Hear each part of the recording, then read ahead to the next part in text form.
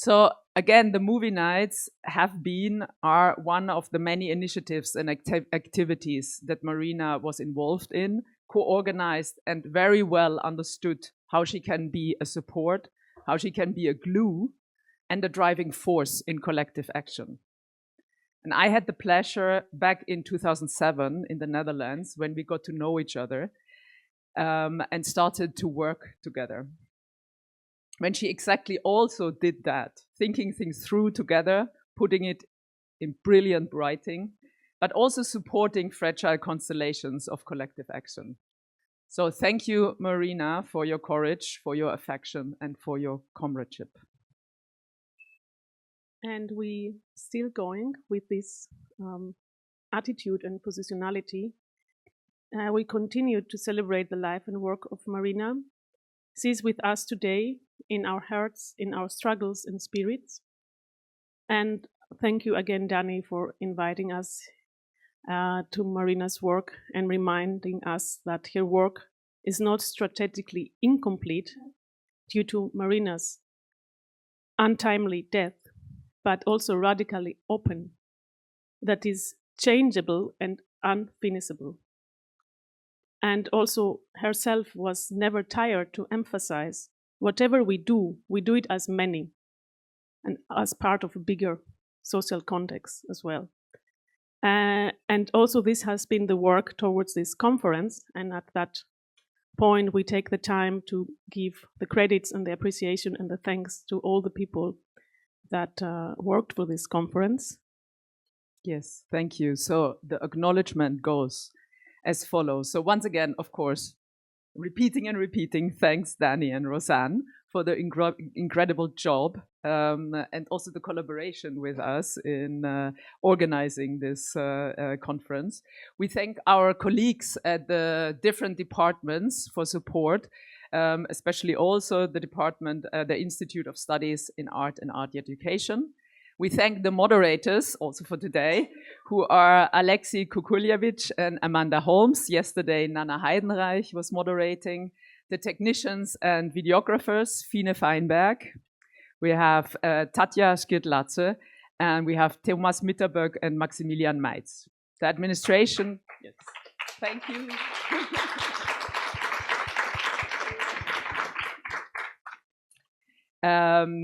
We have the very important administration facility and event management.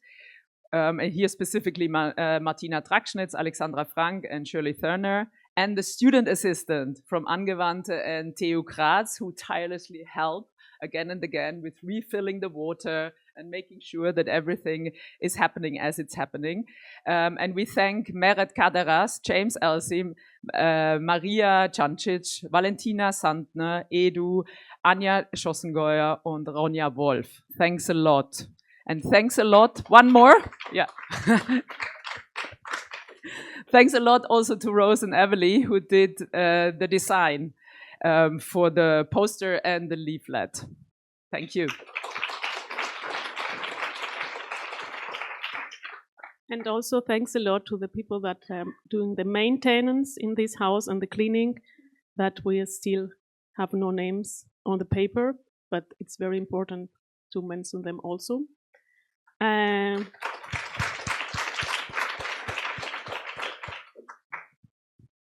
So last but not least, some housekeeping for today. The documentation of this event, as we said, we're trying to make a post-production that all the wonderful contributions of our speakers and the questions and inputs from the audience can get online after this conference. So this is why you see the camera over there.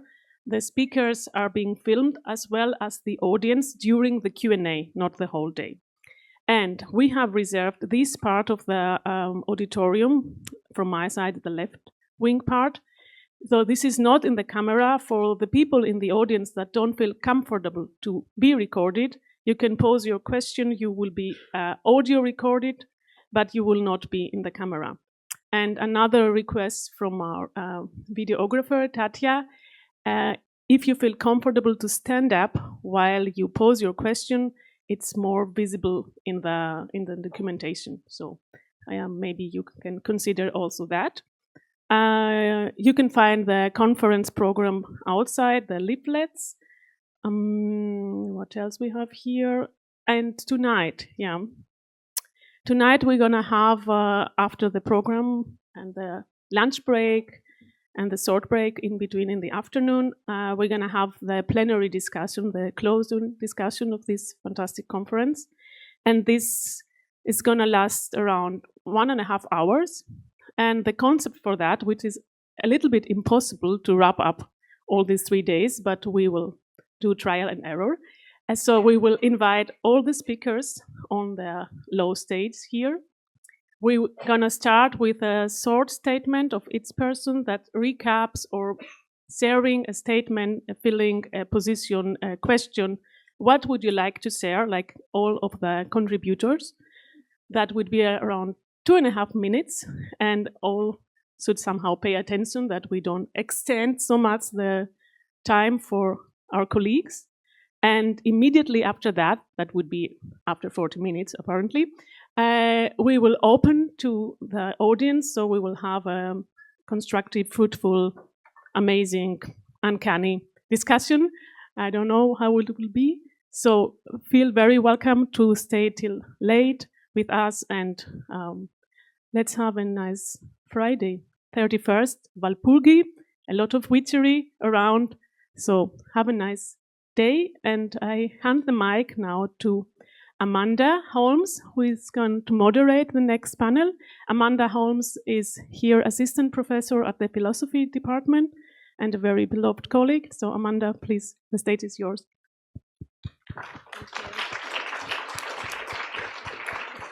Thank you, Sophia. Thank you, Annetta. Good morning, everyone. I think the idea is that we'll introduce everyone on our panel to begin with. So may I please invite to the stage Robert Schlicht and Romana Schmalisch, Hannah Black, and Andreas Petrossiants. Please have a seat. Thanks.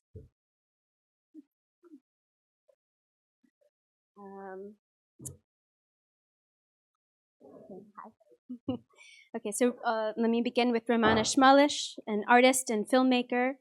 She studied fine arts at the Berlin University of the Arts. She was an artist in residence at many institutions, including the Jan van Eyck Academy in Maastricht, Studio Voltaire in London, and Les Laboratoires d'Aubervilliers. Robert Schlicht is a filmmaker and an artist who studied philosophy at Humboldt University in Berlin. Hannah Black is an artist and writer in Marseille. Recent shows, or based in Marseille, recent shows include Hush, Mr. Giant. Sorry? Giant. Okay. Well, okay. Based in a tiny village in Marseille, close to Marseille. Recent shows include Hush, Mr. Giant at Arcadia Missa and The Directions at Vlies Hall Center for Contemporary Art in Middelburg. She is the author of 2 small books, Tuesday or September or The End, and Dark Pool Party. Andreas Petrossiants is a writer and editor living in New York. He is writing a PhD about housing movements and feminist circulation struggles. So I'm really looking forward to the conversation we'll have together and to all of your presentations. We'll begin with Robert and Romana, who will be presenting Talking the Enemy's Language. Yeah, thanks. So welcome to everybody this morning. First of all, I want really, on behalf of both of us, thank for these really wonderful invitation, especially Danny. Thanks a lot. We're really so pleased to be here. Thanks to the Angewandte and all the people who are involved. And it's so beautiful, I have to say, to feel Marina's practice and everything over the last days, and also discover new things. I mean, seeing this different practice, seeing the influence with all the other people. And I have to say, I have also to follow this little bit personal relation that started with her in 2007 at the Jan van Eyck. So yeah, that's a little bit the starting point of the presentation. In 2007, I was already 1 year in the Jan van Eyck, and Marina arrived in the theory department. So when she visited me in the studio, she was immediately saw like small paper model, and we got into a conversation. She like how she is. She was very curious and asked, "What is this?" So yeah, it was like a first prop that I started to make, and it was a reflection on the model of Medvedkin from the film The New Moscow. So we started immediately. Also, my journey, as I discovered with other people, started with film with Marina, and so we talked immediately about our love, about the film Medvedkin's film Happiness. And then also about the film The New Moscow. So actually, she helped me a lot with this film because I got a copy from a friend from Russia in that time, but I had no subtitles. So I knew a little bit some experts, but she was like we were watching that together, and she translated the whole film for me from Russian into English. So that was also like a kind of translation, but also sharing and discussing this film. And so we shared this kind of fascination that I had with this film prop in the film. At the beginning of The New Moscow, you see like a kind of like a table or electric table, like a like a Laterna Magica in a way, which one of the protagonists is testing in the swamp of Siberia and thinking about different forms or models of a new Moscow. So actually, my wish was to reconstruct this film prop and bring it to life and also to travel with it. And so we discussed like what kind of form could that be, and how we could do something together. And so we immediately thought that this kind of object has to be like object reflecting the presentation in front of the audience, but also like reflecting the model of the cinema in itself. So in the moment when I was already in Berlin, she was still at the Jan van Eyck, but I realized this first mobile cinema, which was like a cinema to fold it up into a suitcase. Choose two suitcases, yes, exactly. So she was the first person who wrote a text for a performance, and in this text she was writing about scale modeling, the epic theater of Brecht, estrangement, cinema, social realism. So I will read just the beginning of her text that she contributed with the lovely title, The Humorous Dimensions of Time. And so this beginning somehow reflects on the film, but also on a certain sequence that we were watching kind of already 2007 in a loop. It is this moment where you see a model passing in front of a window. So I read the very beginning of her text.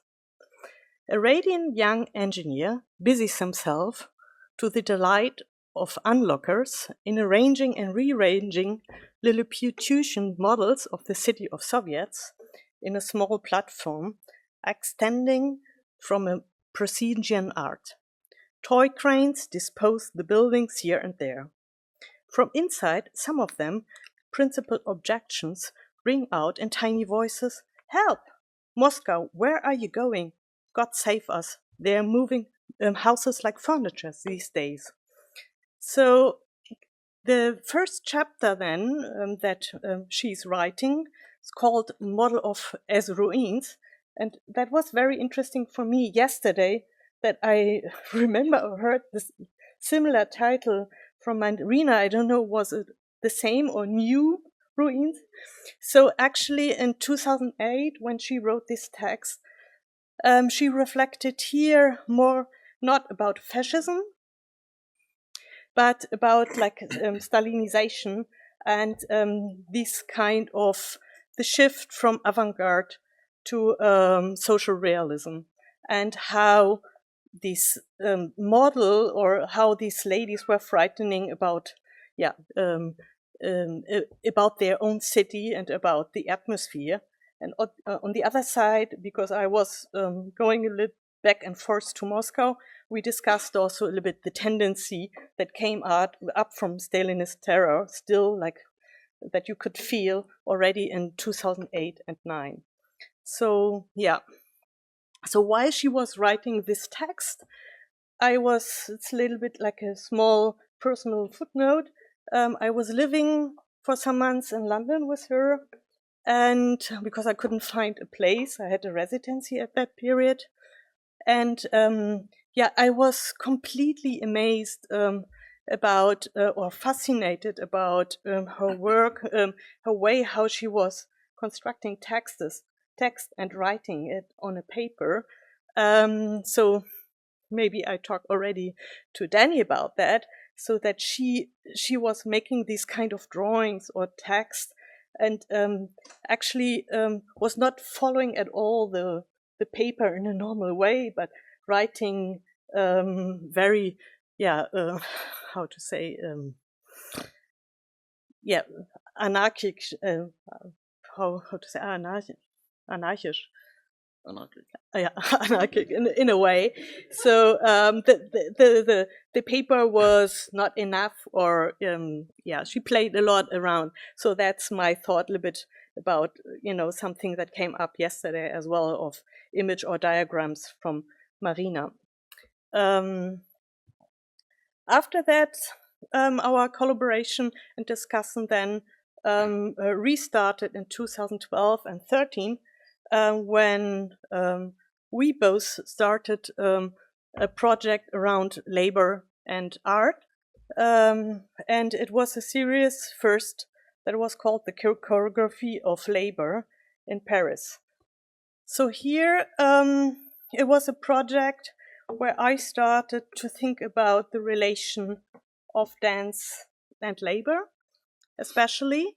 And so there were two moments. One, that I was researching on the historical perspective, how dance was used for efficiency, especially about the Rudolf Laban, how these notation systems were used in industry in the 40s, because women in that period during the war were forced to work in heavy labor.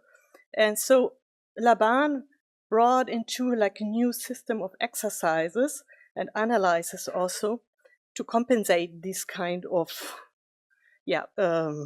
lack maybe of power. But as well, I started with Marina very quickly to be fascinated about his idea, Laban's idea about housewives, and how he was thinking about like an extra movement, or to have more enjoy during housework. So how to set up a table, what kind of dance you could imagine in your home after maybe you came back from the factory work. Parallel to this, we started as well in Paris researching, observing about creativity and training centers to see what does it mean today, this kind of question of creativity in the context of institutions. So here we were like discussing or observing the process, and discussing also with Marina the process of preparing for work, or employability, or all these questions about normative working models and subjectivity of work. So with Marina, I made together in Paris like a performance where she wrote also a text holding a position later in a journal called Notes sur le mouvement that I made. And Marina was there focused on the term of performance and the double use of dance performance. And that was like a long work together that we started there. Yeah. I will read from a text from Marina, which she finished in February last year, and where she starts from this, again, from this notion of performance and its double nature, which already began with Laban's dance performances that were supposed to help industrial performance. So in this text, which is called The Living Time of Labor Power, and which will be published in early next year in a book, she, I quote now, analyzes aspects of performance as an operative category, within and between the world of drama, the world of finance, and the world of work. My proposition is that performance as a generic term for reaching a benchmark and a description of improvised or rehearsed behavior in a relational situation helps us mediate between abstract and concrete labor in a socio-economic environment where legibility is accorded to quantification, and quantification takes the place of the veridical. If Foucault's use of that term was to diagnose the unique legitimacy of the economic in a neoliberal social formation, the notion of performance narrows that down to quantifiable as the ultimate site of truth in a society in thrall to the metaphors of finance and data, and a key mode of exercising unaccountable power in the way capitalism always has, by pleading that the numbers don't lie. At the same time, the theatrical echoes in performance tend to evoke something quite distant from this, namely the glamour and authenticity of the stage as a way of narrating ever mutable social relations between distinct and creative individuals. What is common to such disparate readings of performance is the fetishism of the commodity, that is, its double nature as a concrete and idiosyncratic use value, as well as a regular and objective exchange value decided by the ineffable organs of the market. Thus, the ground zero of this suggestion that performance is the contemporary mediation between use and exchange as the double nature of the commodity, and the concrete and abstract as the related double nature of labor power, can be stated in this way. Authenticity, profit, and progress depend on finding the right metrics to channel human spontaneity and creativity.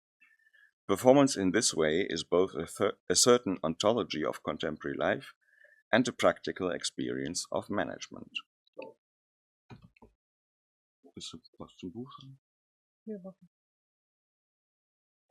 So, the book in which this text will be published is on a project of ours, which you also already began explaining, which is the global title is Labor Power Plant, and which manifested itself in various forms. At the center was a film of the same title. And Marina has always been, throughout the development of this project, one of our main interlocutors, and she commented on and accompanied it. And invited us to London. Invited us with the film later when it was finished. So,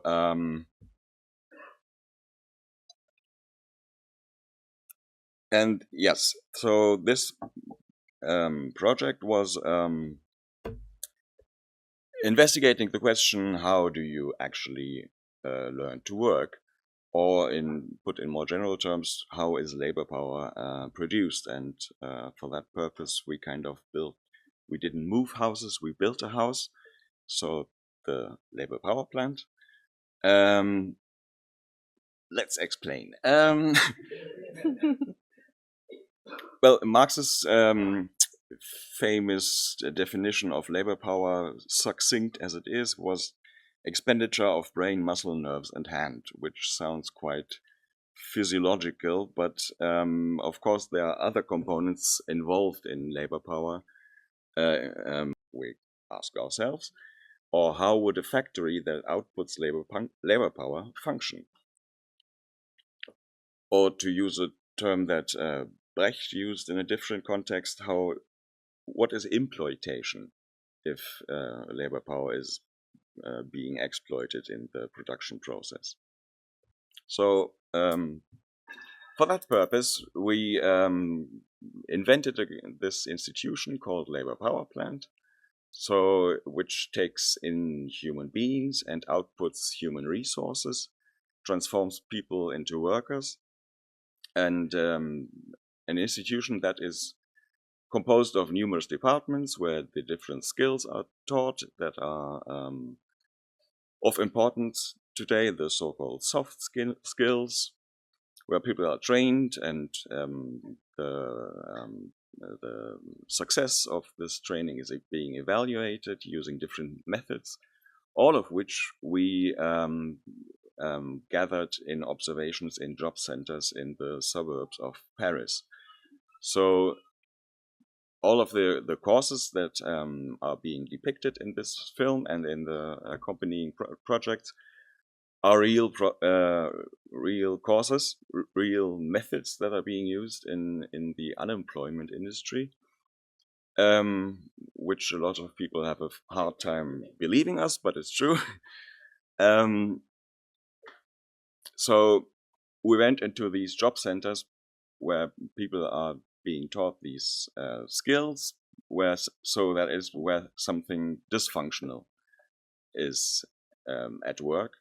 But in order to show maybe how it functions, which just happens invisibly, and combining like the existing micropolitics that take place in schools or in families or in the public sphere or in life, social life. So this institution is fictional,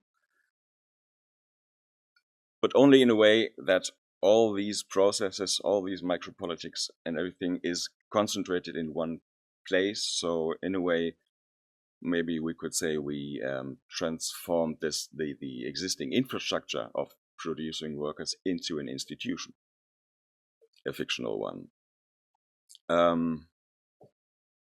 Since we will always also be talking about theater later on more, maybe we could also say that we built a proscenium to look behind the scene. So what we tried there was kind of an inverted Verfremdungseffekt, estrangement effect, in that we did not defictionalize a fictional dispositive as in Brecht, but rather fictionalize the documentation of real existing social lives, thus creating a sense of dystopia, but a dystopia of the present. Yes, yes, do that. Yeah. Beside our research and job centers, so we interviewed also with management, consultant, and human resource people, and to discuss all their different techniques that they developed about like the lifelong learning, self-optimization, and during this conversation, as we already made a kind of a map for the labor power plant, how to function, we gave this kind of model that we were constructing to the RH people, HR people, to see if that institution that we invented would also functioning in real life. So we gave it back to them. So we gave it to the hands of the enemies to check if it works out. Yeah, so this for them was sometimes a little bit difficult to understand what our purpose was about, and yeah, all the question implemented about wage labor were for them, from this kind of perspective, a little bit difficult to follow.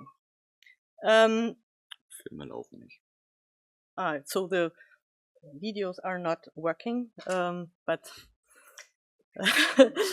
we had, I think, yesterday a similar problem, but we go without images, not a big deal. Yeah, so actually, coming back to these courses or training centers, or Arbeitsamt Beschaffungsmaßnahmen, like this wonderful word in German, we realized very quickly that it is very difficult to talk about the condition or what does it mean to be there with people inside the institution. So that was like, first of all, at that period, we were both still smokers. So we realized that only with people who were smoking, we started outside the building to discuss what does it mean to be there or to teach there, also with the people, the formateur, the people who were training there. And so we realized that we have to find another way to work with these people. So yeah, we organized workshops outside the institution and brought all these people who were interested in together, first to reenact the reality that was in the institution. So to reflect the reality and also for the people to understand what they are doing, but also, yeah, to talk about it. And so there were like then discussion in between the people teaching there, but also the people taking part, which normally is not the case. I think that you have maybe this exchange. And yeah, so there were even fights in between different people who were teaching there, from people who were like in the union, for example, or people who were very fighting about neoliberal systems. So, and both of them, you know, like were pretending that one person is maybe doing something very bad and the other is, you know, it's the best tool to bring creativity or something good to the people. So this was a constant practice over 2 years, and a kind of also like a preparation for the film, because like later in the film, the people were playing themselves. So it was a kind of preparation or exchange already before, and knowing what everybody was thinking about also, to make this a little bit, yeah, transparent in the conditions. Also to help the people to get a distance to their normal position that they have, and which was very interesting to talk, especially with the people who were teaching there, I think, to see themselves again in this context. Mm-hmm. Yeah, and so as it was a film, and we had people play themselves, but we also used actors, and so there was also this situation of casting, which was very peculiar and somewhat awkward for us, at least, because we were kind of in the position of the managers or of the bosses, and they in their presentation of themselves were presenting themselves to play a role of someone who is going to present himself and to sell himself, really. Yeah, so a strange mise en abîme, really. Yeah, but this this whole process of working before producing, let's say, what you described just with all the workshops and getting to know people and getting their trust and confidence and so on. This brings us to another aspect of in Marina's text, in the new one. namely on the conditions of the production of art itself. And she quotes, I think you already quoted her as quoting the text by Walter Benjamin, the author, as producer, where he says, but this is now Marina citing Benjamin, you can declare a work that shows the correct political tendency need show no other quality. You can also declare a work that exhibits the correct tendency must of necessity have every other quality. This second formulation is not uninteresting, and, moreover, it is correct. I adopt it as my own. But in doing so, I abstain from asserting it dogmatically, as it must be proved. Now back to Marina. Benjamin's argument in this lecture revolves around the relation of the artist or author to the apparatus of production, considered as an ensemble of social and technical relations. He indicates that the artist cannot produce political work without working politically, an idea that some decades later Godard would seize upon with his aphorism on political film. However, that doesn't mean that the artist's political responsibility ends with the pro bono design of websites for NGOs. Rather, the politics of the artist's productive context need to be addressed, and the relation of this context to the non-artistic public. Thus, Benjamin rates as exemplary the activities of a Brecht or a Tretjakov, who strive to challenge the production relations of the work by redistributing the property form of authorship. This is juxtaposed to those who do not see their production apparatus as relevant to their political viewpoint and engage in socially critical work which represents wrongs, rather than intervenes in their conditions of possibility from the perspective of an artist already situated within them. And this is now a bit brutal, but this thought of how art is embedded in social and in labor relations brings us to a kind of perverted form of this, which is both related to Brecht's epic theater, as well as to fictionalization as a strategy, something that we also used, and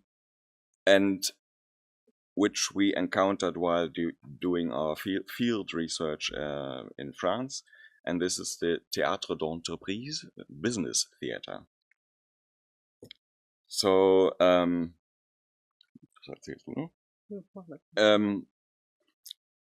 which is not an artistic form, but a purely operative one, angewandte, because the purpose of the whole performance of the theater, of these theater plays, is to enhance the work performance of the employees,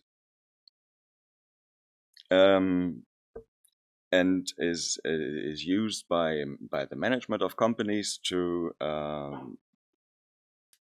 So it's a form of theater that is part of the perversity, that is based on the Théâtre de l'Opprimé, the theater of the oppressed, by Augusto Boal, developed in Brazil in the 1970s, also heavily drawing on Brecht's Lehrstücke, which called itself a revolutionary theater, which was meant to activate the spectators, to make them even co-actors, to involve them not by watching but by participating, the spectator, and which existed in different forms, like invisible theater, where a pre-sketched scene, let's say, was performed in a public space in order to provoke reactions of the audience, who didn't know that they were an audience, and was trying to make visible power structures and show the audience's agency and activate it, foster it. So all these formats are now used by businesses, especially in France for some reason, in order to smoothen the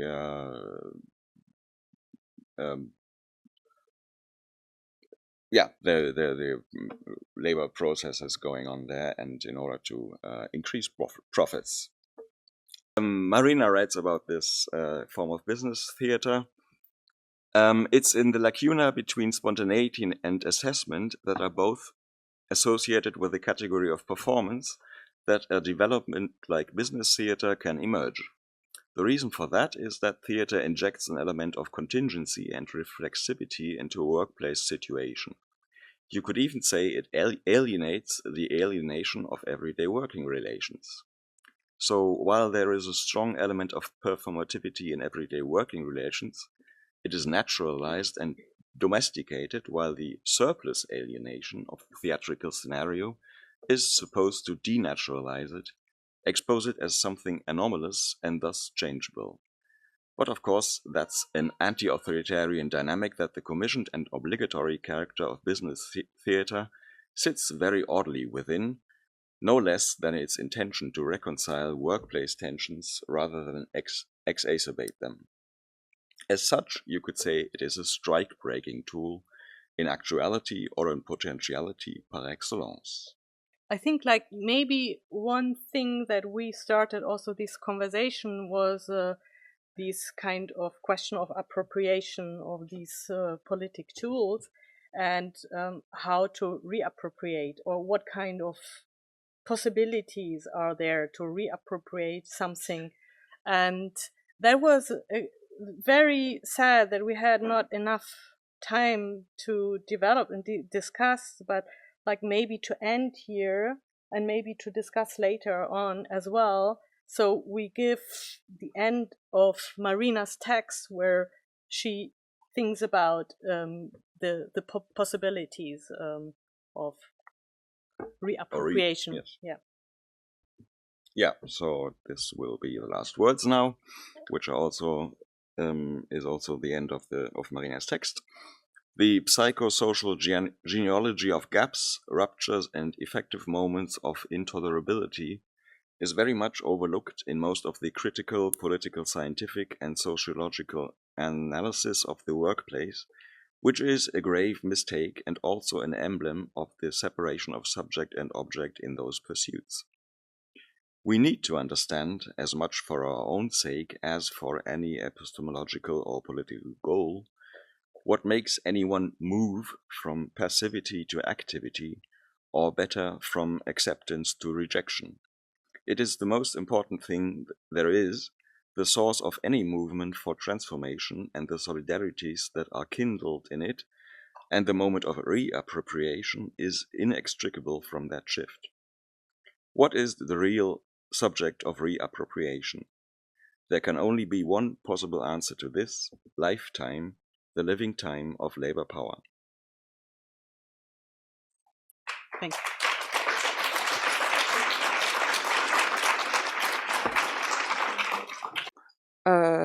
To repeat Marina, infrastructure is that which repeats. Infrastructure, oh my gosh, this is going to be challenging. Infrastructure is form, like as in like forms, also what repeats. Playfully and perhaps a little perversely, Marina's concept of the infrastructural gives art criticism back its traditional sphere of formal ekphrasis. Form in this case is clocks, prisons, gender, and race. Form is antagonistic and contested. Any artwork that registers this antagonism of form is one of the moments of thought that concretizes and particularizes the transcendental social repetitions of capital, gender, or race as infrastructure, and therefore subject to intervention and even transformation. The artworks and struggles within art to which Marina pays attention are not treated as moments in a zeitgeist, each containing the whole of the contemporary moment in miniature, but as expressions of particular antagonisms that reveal the non-contemporaneity of the conjuncture, in which multiple temporal and historical registers are simultaneously active. The kinds of anotopic anachronisms, events that both disrupt and structure time and space that are relevant to Marina's infrastructural time or temporal infrastructure include, for example, Saadia Hartman's concept of a persistent afterlife of transatlantic slavery that creates an excess or drag on Black subjectivity and even on subjectivity as such, or Eqbal Ahmed's comment, quote, "At the dawn of decolonization, Palestine was colonized. I recall my utter confusion at this irony of history." These odd repetitions are not just hauntings and in fact are not really anachronisms, but are the really existing infrastructure of thought, the unconscious in which nothing is past versus capitalism's abolition of the future. The overlapping histories of race and the histories of race in the colony resemble, to borrow a phrase of Marina's that she meant more literally, time zones invented to synchronize the sun's uneven impact. And the imaginary of race itself has something to do with the combined and uneven impact of the sun. That's a joke, but it's fine. Infrastructure expresses this prevailing modality of space and time, and infrastructural critique pays attention to the aporias that structure this repetition. Quote, "Infrastructure is made out of time insofar as infrastructure is that which repeats," writes Marina, I repeat. She continues, "The repetition is normalized into everyday routine, and when it stops functioning, an aperture is cut into its artifice through which history and power relations can be seen. Think of the global financial crisis. Think of the water disasters in Flint and Detroit." Marina was constantly thinking about and looking through these apertures. Her post-2008 interest in mechanisms of speculation and finance was later complexified by her interest in the anti-Black infrastructures and Black anti-infrastructures of the US and elsewhere. The former incorporated, like the financial crisis moment, the former incorporated, among other things, debt/credit as the closure of time and the mutual imbrications between art and speculation that delineated a financialized subjectivity, hyper-adaptable, inventive, and mortgaged to an impossible future. Marina took the paradigm of racialization seriously as a similar aperture within the supposed normal functioning of subjectivity. She was attentive to Stuart Hall's contention that, this very famous quote, "Race is the modality by which classes lived," though she added a cautionary comment, quote, "Maybe the dimension of class in all its modalities can only register as class struggle and not as any kind of identity." The total entanglement between capital and racialization is, I'm quoting Marina again, "not a scandal or a polemic, but a humdrum historical fact." While the racial might analytically relate to surplus on the level of space and bodies, on the level of time it is the central motif of struggle, revealing class as, quote, "a relation, in relation, as a moment or a pattern." As I hazily and perhaps wrongly remember Marina saying at a conference in Amsterdam circa 2014, I think I asked her about this and she was like, "I don't think I said that," but I believe she said this. On an abstract level, all states are colonial in relation to their population. The colonial, I mean, that's obviously a very abstract level, but it's also super interesting, I think. The colonial and the racial don't just organize surplus, they also organize the interior of labor. Of course, that's what a border is. But race qua race is less interesting to Marina as lived subjective experience than as the blockage or impasse of experience itself, the current hard limit of what can be done with subjectivity. The patchwork or discontinuous historical time of the racial grounds, is the reason for the centrality of theories of white supremacy to Marina's speculative account of infrastructural critique. Her interest in the Black radical tradition, especially the work of Fred Moten, was partly, maybe this is a weird way to say, partly made possible by, I think, came from the standpoints that anchored her critique, pro-insurrectionist left communism and Marxist feminism. These are analyses that incorporated struggles with a negative or antagonistic, that is to say, an infrastructural rather than institutional relation to labor. Racialized populations infrastructurally undergird the official space of politics, a relation unchanged by the entry of particular individuals into and out of the matrix. It is this that gives the racial and the colonial the force of now time, to use Benjamin's term, a time that erupts into the homogeneous time of capital, rendering capitalist time asymptotic, like in my poorly understood version of quantum physics, when the particle temporarily abolishes the wave. As Marina says of the artist Uriel Orlov's video Yellow Limbo, the temporal discontinuities of colonial or racial domination and resistance to it offer, quote, a chance to splinter history into several constellations. In the case of Orlo's video, the Palestinian cause in 1968, a cause, quote, that is at once the origin of the story and the present moment, a truly mythical time of limbo or purgatory, end quote. In order to repeat, something must first stop. Only then can it begin again. History proceeds by its bad side in that it proceeds only where it is completely blocked and knotted. Marina declared herself unconvinced by the ontological claims of Black radical thought, but she took them seriously as an important challenge to the theorization of struggle. The dangers of ontologizing racial oppression as historical essences are horrifically epitomized by Zionism, and in this case we might want to side with Hassan Kanafani and say that the anti-assimilationist tendencies within European Jewry were always already Zionist. That's basically what he says in On-Zionist Literature. Or we could side with Moshe Postone. We probably don't want to do that, but we could do, I mean, I do sometimes, and think of European Jewry as embodying a particular historical tension or surplus, jouissance, basically, around the formation of the modern nation state, a tension that was tragically abolished by the success of the Nazi genocide. Only at that point did the putative ontology of Jewishness get emptied. This is like if you take Postone's argument. Only at that point did any putative ontology of Jewishness get emptied of the revolutionary potentials that helped originate communism and psychoanalysis. And at that point, the Jews joined the side of capital's wholesale murder of the future. I think about this a lot and I'm still not sure. The fact is, and Marina wrestled with this problem, that while reification of identity is doomed to become an ossification of struggle, it is also one of struggle's primary social means. These patterns of ossification and reopening are time zones, not final destinations. The appearances and disappearances of identifications from the political stage activate different zones of historical time. These identifications are both contingent, produced by particular moments of struggle, and determinate, they are a matter of descent. Marina's thought never resisted or chided actually existing politics. She only sought to understand their emergence. After the Ferguson uprising in 2014, and even more forcefully after the George Floyd uprising in 2020, reverberations of Black riot reached the art world. I remember being in like an art museum bookstore in somewhere in Switzerland, and a friend was like, why are all the books about Black people? And I was like, I think it's because of Ferguson. It was like 2016 or something. But so in a revaluation of history approaching mass psychosis, cultural discourse attempted to grapple with the foundational role of anti-Blackness in the construction of contemporary life. The curatorial response was clear. Exhibiting work by racialized and/or queer artists provided the museum or gallery space with a safely individuated but still relevant quantum of mass struggle. The shift in focus from the political content or intent of the artwork to the identity of the artist rendered the artwork a symptom not only of the artist's internal struggle with history, but also of history's emptiness, ready to be filled by collective activity unfolding outside of the sphere of art.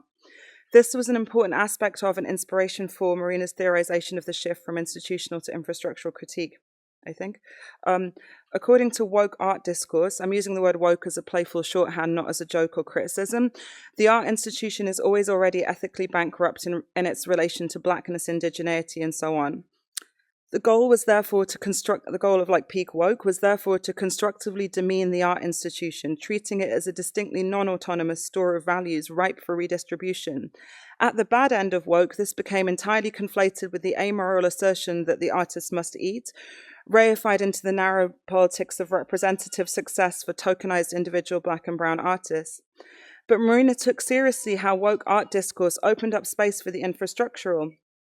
It did so by positing the racial both as a claim on value, Blackness as a form of intellectual property right, and also as the horizon, at least, of values destruction, a powerfully negative historical imaginary that is activated by and in turn activates struggle.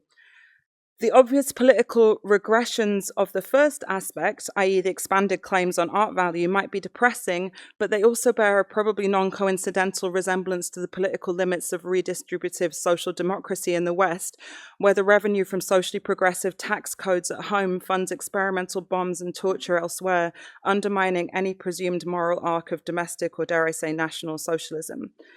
Meanwhile, as Marina saw clearly, the mobilizations inspired by the other, more profoundly antagonistic pole of woke, I mean by blackness as the negativity of history, were closer informed to radical Marxist feminism's denaturalization of social reproduction as painfully constitutive of labor rather than as labor's absolute other. By identifying and addressing the institution as an infrastructure of domination, the woke art era took up a general social negativity that transcended the limits of institutional critique and moved towards the infrastructural. In a sense, the question of the autonomy of art developed into the question of the autonomy of the racial, autonomous in the sense of presenting distinct and conflicting historical times. The limits of the peak woke moment's attempt to radicalize the liberal institution through either the redistribution or the destruction of art value have become even more painfully apparent as the predominant focus among politically committed artists and art workers has shifted from the historical afterlife of transatlantic slavery to settler colonialism in Palestine and imperialism in the Middle East in general. There are many continuities between the woke era and this, the time of its inflection by Gaza. For example, both moments register the ongoingness of original accumulation against persistent tendencies all across the left spectrum to treat white supremacist violence as an unfortunate atavism. And the emphasis on the colonial has reactivated the concept of Black America as an internal colony, a thought figure that was important to the highly politically repressed and truncated third worldism of the Black civil rights movement. However, some of the discourse around anti-Blackness was, of course, mobilized as a revitalization of the art market through... Oh, I'm sorry. Should I go back to somewhere? No, I'll just continue slow. Okay, sorry. Let's try again. Let's go back to the limits. The limits... No, is that boring? What should I do? Okay. Oh, thank you. Great. I'm excited. So the limits of peak woke's attempt to radicalize the liberal institution through either 1, the redistribution, or 2, the destruction of art value have become, this isn't helping, they've become even more painfully apparent as the predominant focus among politically committed artists and art workers has shifted from the historical afterlife of transatlantic slavery to settler colonialism in Palestine and the imperial, I think. According to woke art discourse, I'm using the word woke as a playful shorthand, not as a joke or criticism, the art institution is always already ethically bankrupt in its relation to Blackness, indigeneity, and so on. The goal was therefore the goal of peak woke was therefore to constructively demean the art institution, treating it as a distinctly non-autonomous store of values ripe for redistribution. At the bad end of woke, this became entirely conflated with the amoral assertion that the artist must eat, reified into the narrow politics of representative success for tokenized individual Black and brown artists. But Marina took seriously how woke art discourse opened up space for the infrastructural. It did so by positing the racial both as a claim on value, Blackness as a form of intellectual property right, and also as the horizon, at least, of values destruction, a powerfully negative historical imaginary that is activated by and in turn activates struggle. The obvious political regressions of the first aspect, i.e. the expanded claims on art value, might be depressing, but they also bear a probably non-coincidental resemblance to the political limits of redistributive social democracy in the West, where the revenue from socially progressive tax codes at home funds experimental bombs and torture elsewhere, undermining any presumed moral arc of domestic or, dare I say, national socialism. Meanwhile, as Marina saw clearly, the mobilizations inspired by the other, more profoundly antagonistic pole of woke, I mean by Blackness as the negativity of history, were closer informed to radical Marxist feminism's denaturalization of social reproduction as painfully constitutive of labor rather than as labor's absolute other. By identifying and addressing the institution as an infrastructure of domination, the woke art era took up a general social negativity that transcended the limits of institutional critique and moved towards the infrastructural. In a sense, the question of the autonomy of art developed into the question of the autonomy of the racial, autonomous in the sense of presenting distinct and conflicting historical times. The limits of the peak woke moment's attempt to radicalize the liberal institution through either the redistribution or the destruction of art value have become even more painfully apparent as the predominant focus among politically committed artists and art workers has shifted from the historical afterlife of transatlantic slavery to settler colonialism in Palestine and imperialism in the Middle East in general. There are many continuities between the woke era and this, the time of its inflection by Gaza. For example, both moments register the ongoingness of original accumulation against persistent tendencies all across the left spectrum to treat white supremacist violence as an unfortunate atavism. And the emphasis on the colonial has reactivated the concept of Black America as an internal colony, a thought figure that was important to the highly politically repressed and truncated third worldism of the Black civil rights movement. However, some of the discourse around anti-Blackness was, of course, mobilized as a revitalization of the art market through... Oh, I'm sorry. Should I go back to somewhere? No, I'll just continue slow. Okay, sorry. Let's try again. Let's go back to the limits. The limits, no, is that boring? What should I do? Okay. Oh, thank you. Great. I'm excited. So the limits of peak woke's attempt to radicalize the liberal institution through either 1, the redistribution, or 2, the destruction of art value have become, this isn't helping, they've become more painfully apparent, even more painfully apparent, as the predominant focus among politically committed artists and art workers has shifted from the historical afterlife of transatlantic slavery to settler colonialism in Palestine and imperialism in the Middle East in general. There are many continuities between the woke era and this, which is the time of woke's inflection by Gaza. For example, both moments register the ongoingness of original accumulation, and this is against persistent tendencies all across the left spectrum to treat white supremacist violence as an unfortunate atavism.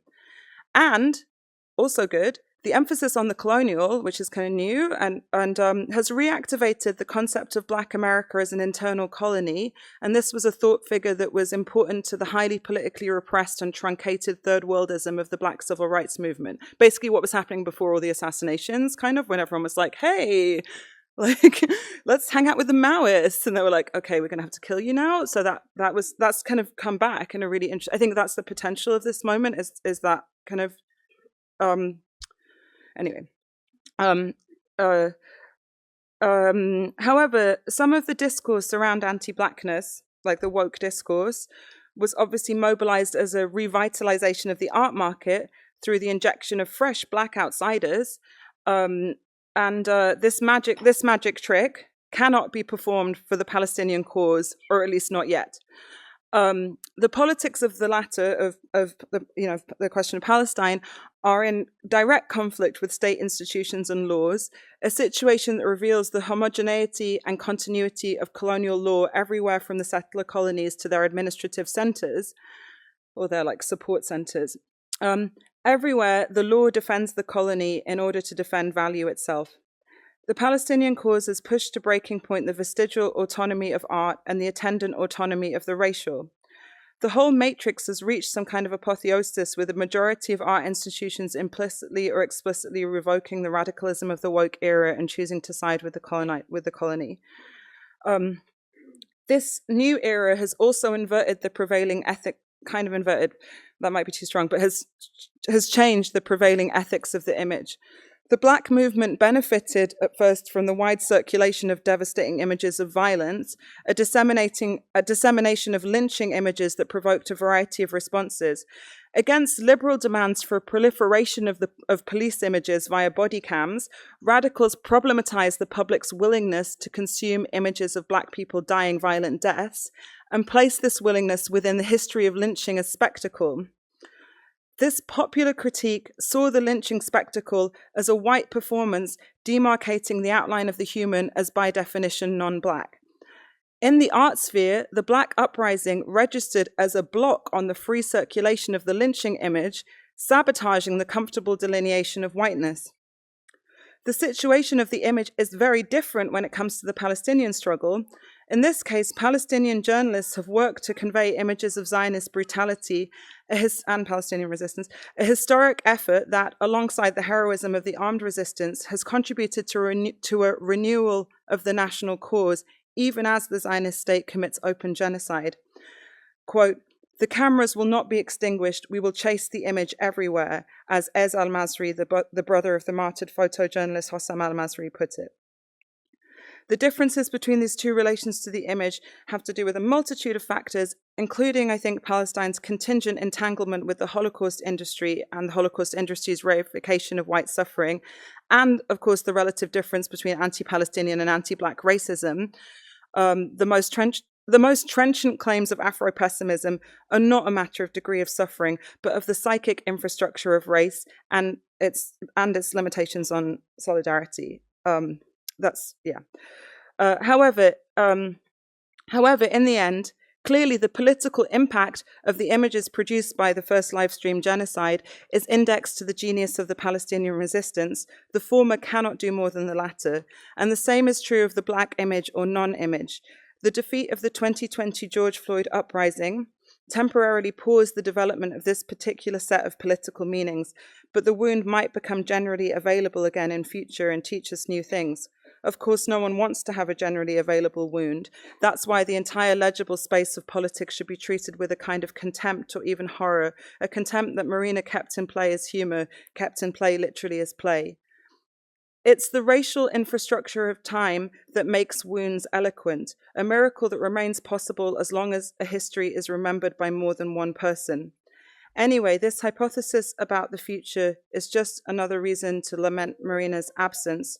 Her thoughtful, open, and genuinely curious engagement with Black studies was both striking in the white communist context and very characteristic of her work. Intellectually and politically alive to the importance of the negative, she was able to hold the profound political negativity of the standpoint of Blackness alongside the necessity and reality of political struggle.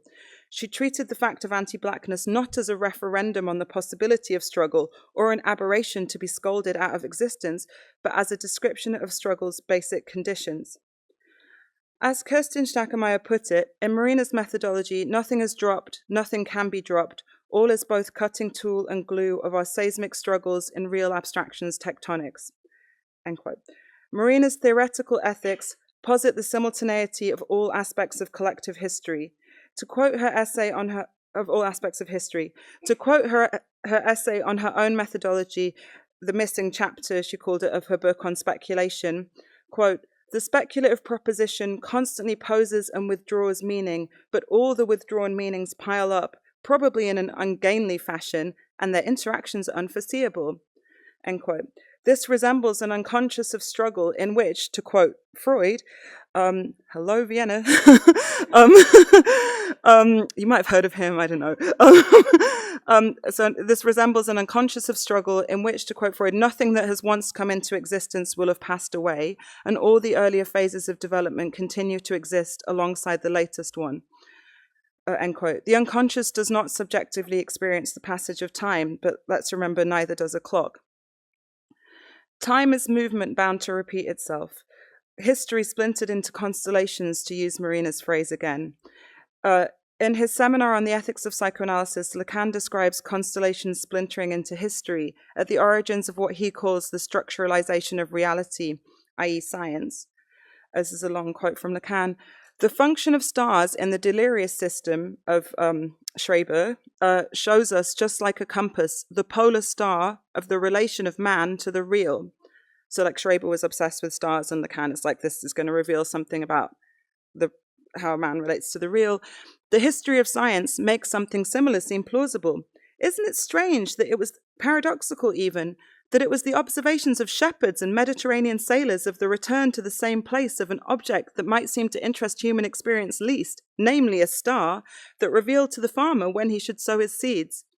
It was the observation of the return of the stars to the very same place that, repeated over the centuries, led to the structuralization of reality by physics, which is what we mean by science. That first demand that made us explore the structuralization of the real down through history in order to produce a supremely efficient and supremely deceptive science, that first demand is the demand of das Ding, the thing. It seeks whatever is repeated, whatever returns, and guarantees that it will always return to the same place. I got so excited when I read this because I was like, Lacan and astrology, but I haven't, which is an infrastructure of time, but I'm not fully going there. That's for like, because I think I was like, yeah, whatever. Anyway, so that's the Lacan quote. The repetitions of the orbits of planets, always coming back to the same place, provide a guarantee of the persistence of human culture. There will always be the movement of the stars to start again from. And they provide the literal infrastructure of time. A day is the sun's apparent rotation around the earth, a month is the moon's, and so on. Lacan laments, albeit ironically, the failure of the paternal law to continue to backstop this guarantee. So this is like, society is degraded. We don't have this like guarantee of like the reliability, the reliable functioning of the real anymore. There is not enough negativity. The countervailing forces of proletarian struggle, a force that at times produced a check on capitalist annihilation, have been mostly dispensed with since the neoliberal and neo-imperialist reorganizations of the 1970s in favor of a bad infinity of accumulation, its only imaginable endpoint, total ecological collapse. But what is important about the psychoanalytic symptom is that it repeats, and in this sense is infrastructural. For Lacan, das Ding, the thing, is the beyond of the signifier, a remainder of the fundamental division of reality into the tripartite structure of real, symbolic, and imaginary. It is a primordial function of unconscious representation, primordial but not originary. Lacan is in many ways anti-origins. He believes with Freud that there is an uninterpretable navel of the dream. So, while the whole or lack at the center of the unconscious has something to do with the incest taboo and the ban on the mother's body as both originary and forbidden, it is also nothing at all. Similarly, to use an observation Marina borrowed from Michael Denning, expropriation comes before exploitation. The infrastructure of slavery and colonialism precedes the factory. So like people's land is taken away and their means of subsistence are taken away, producing the whole around which political desire is organized. But neither the individual nor the collective relation to lack is solved by sentimental overvaluations of reproduction and care. There is no direct line back to the source. It can only be circled, spiraled around, revisited from all angles. Perhaps, to quote the radical psychiatrist Tosquelles, this is what Tosquelles says, the proletariat could stay with the unconscious and not with raising consciousness. That's like a quip. Famous Lacan acolyte Jacques-Alain Miller says that Lacan always said the unconscious is politics. This unconscious is not a substance concealed in the individual, but a transsubjective infrastructure of social life.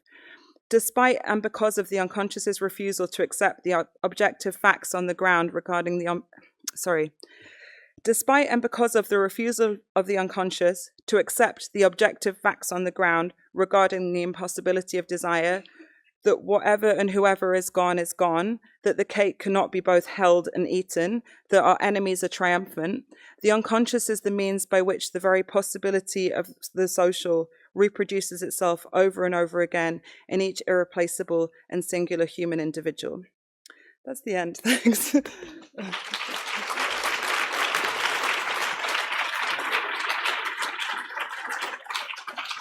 I'll just say one thing on the way here. I was thinking about throughout my friendship with Marina, we kept finding strange rhythms in our historical experience. One of which is that we both spoke Russian before we spoke English, and I was thinking about how I struggled to write in primary school and in middle school. And the first time I ever had to write an essay was about density for a science class, and I titled it "Density, What About It?"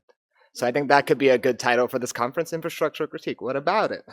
So, all right, I'm going to quote a lot, so forgive me. I've put some of them in the slides, but I'm really kind of like thinking in and with Marina's work here.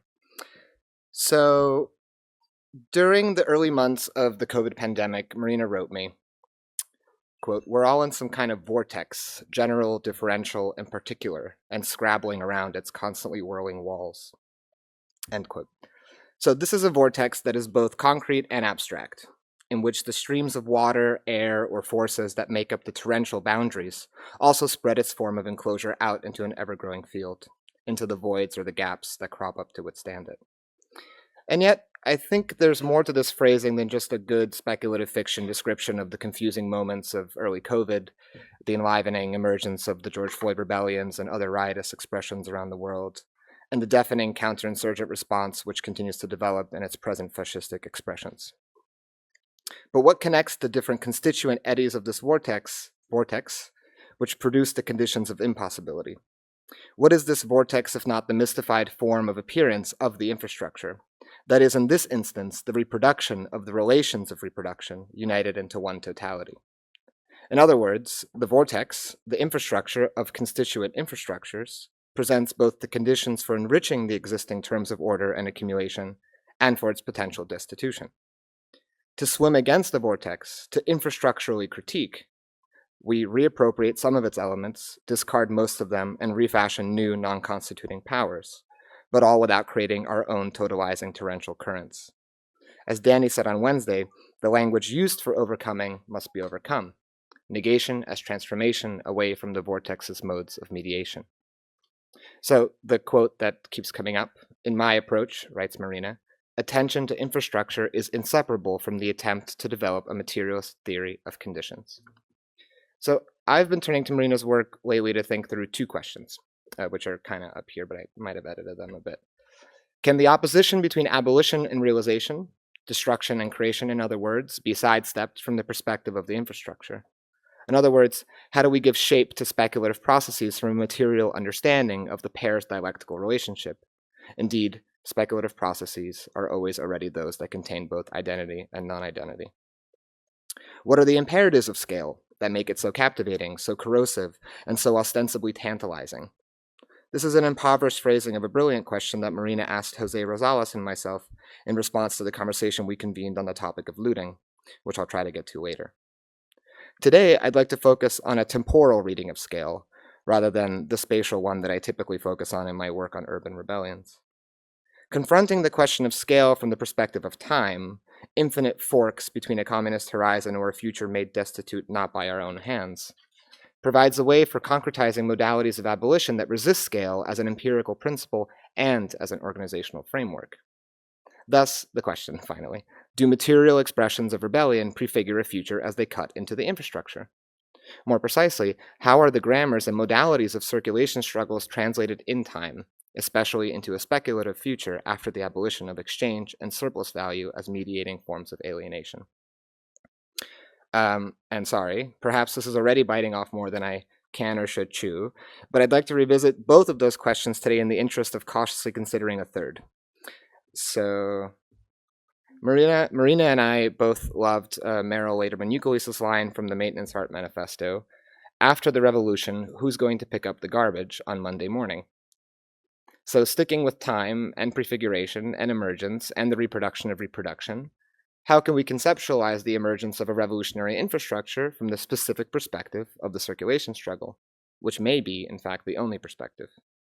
In other words, if we sidestep the trap that pits abolition and creation against one another, which is a false totality in which abolition can mean only the disappearance of that which already exists, and if we speculate in terms other than those preordained by the spatial and temporal scales of accumulation, then what does it look like to appropriate parts of the infrastructure as it exists without reproducing its relations of reproduction? That is to say, after the revolution, there will so certainly be garbage, but will Monday still exist?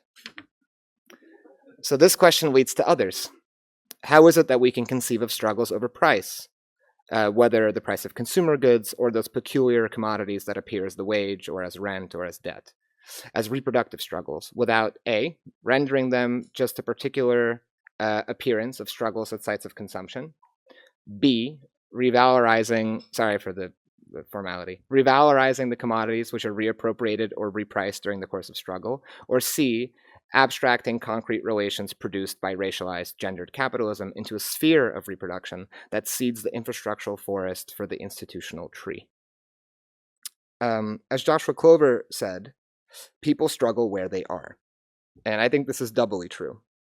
Since at least the 1970s, what he calls the return of the riot as a social fact, they struggle where they are, the people that is, because they have been made surplus to production. Thus, circulation struggles at the supermarket, at the pipeline blockade, at the gaps in the infrastructure. But this is also true on the level of what I might provisionally call workers' performativity. They struggle where they are because struggle is where they become. This is perhaps more evident at first in the arts sector, in a way, whereas Marina writes, quote, solidarity appears in a field that is structured to exclude it. Here we see that infrastructures are both the motor and mediating technology of valorization, the sinew that constructs the world we seek to set aflame, but also crucially the roadmap by which it can be speculatively reconstructed anew, but only in the negative. And so the last unanswerable question I'll add to the mix. Can we conceive of a test of abolition, not a blueprint, but a test of abolition from the perspective of the negated infrastructure?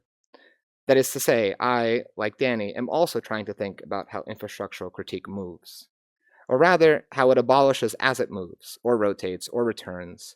And to do so, we will need a robust definition of abolition, which perhaps we can borrow for today from Ruthie Wilson Gilmore, who says abolition is how and to what end people make freedom provisionally, imperatively, against the disintegrating grind of partition and repartition through which racial capitalism perpetuates the means of its own valorization.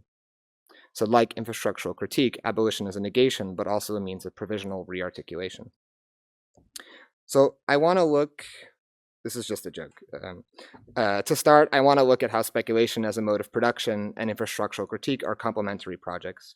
So by speculation as a mode of production, of course, Marina means to relate the creative, even artistic dimensions of financialized capitalism. Marina's deconstruction of the autonomy myth, the idea that art produces no value other than financialized surplus, is evidenced, of course, by creative capitalism's move to turn all work into a type of autonomous creativity, which in some ways we can consider analogous to how Maria Mies speaks about the housewifization of labor. Creativity, Marina describes, quote, functions as capitalist populism, assuring every exploited worker and discontented artist that capitalist interests coincide with their own. Infrastructural critique, writes Marina, historicizes the drift away from the artistic strategy of critique, as well as the institutions of critique that cropped up to limit the borders of a social field of both creativity and action. She says, infrastructure, like institution, and we've heard this quote already, but it's a really good one, is used to signal a view of the art institution as a site of resources, material and symbolic. And I'll come back to this, but in this instance, she says drift rather than shift, and this I'm quoting her again, because the development becomes more obvious over time in the wake of the exhaustion of other strategies, which is something akin to C.L.R. James' notion of the emergence of socialism and everyday acts of struggle. But as James himself would write in 1980, quote, there is nothing more to organize. The task is to abolish organization. So in the Maintenance Art Manifesto, in the second part that doesn't get quoted as much, Euclid speculatively proposed to turn the Whitney Museum into a trash processing plant. So this is not the same thing as today's museums commissioning superficial stopgaps to mass austerity with funding from arms manufacturers or crypto firms during a genocide. But in both instances, there is a double bind, as Marina says. Euclid's speculative gesture proposes that the museum become a municipal site for a brief moment, perhaps so brief that it's only the almost instantaneous moment of reading the provocation, which was rejected in any case. But regardless, it's not long enough to negate the institution or indeed the infrastructure. But I would say that this is true whether it stays a museum or becomes a recycling plant or not.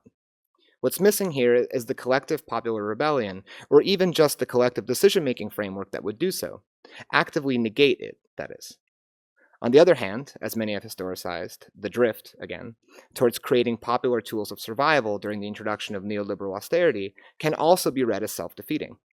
What Benjamin Holtzman, in my opinion, accurately but a little bit too harshly calls popular marketization. Or in other words, the grim but difficult to refute view that the only way to survive neoliberalism, the only way to protect liberal institutions from neoliberalism, to go back to our previous conversations, is to become indebted. You can have your park, but it's called Bank of America Park now. You can stay in your squat, but now you have a mortgage. You can have a crumbling, thus loquacious, train station, but there's only 2 trains now and all the transportation budget went to Elon Musk so you can build a tunnel between casinos. That's real. Though Holtzman's argument is not wrong, it is perhaps diagnosing a shift, which in this case is a decisive change in tactics, when in fact it is a drift. Survival pending not revolution, but incorporation. So this is my distinction of the drift to an infrastructural critique and a shift, right? A shift is a tactical change and a drift just happens because other things become impossible. So Marina's underlining of practices that speculatively reappropriate elements of infrastructures offers a perspective from which to conceive of practices that cannot cede its stakes to the bounds of legitimate practice, whether they are institution building or institution destroying, because of its negative relationship to the reproduction of social relations. Of Marina's two projects, we might say that speculation as a mode of production works to liberate the practice of critique from the damaging inheritance of Kantian transcendence, while infrastructural critique dialectically emphasizes modalities of confrontational practice that intervene directly into the structural relations between different modes of reproduction. Taken together, which in many ways they cannot but be, Marina's collective projects on inquiry into this mode of reproduction and this mode of contestation offer branches between struggles or activity that might otherwise be portrayed as imminently oppositional practices. But Marina's goal, as we've repeated, is not for a synthesis of forms of action and social practice into a phenomenological totality. Oh, I think I might have missed some slides. Sorry. There's this one. Yeah, I'll just hang out with that one for a while. As Marina describes, a lot of contemporary theory today, and I'm quoting, mobilizes concepts of totalization, whether these are feel-good concepts, such as the multitude, or feel-bad concepts, such as negation, abolition, and world destruction.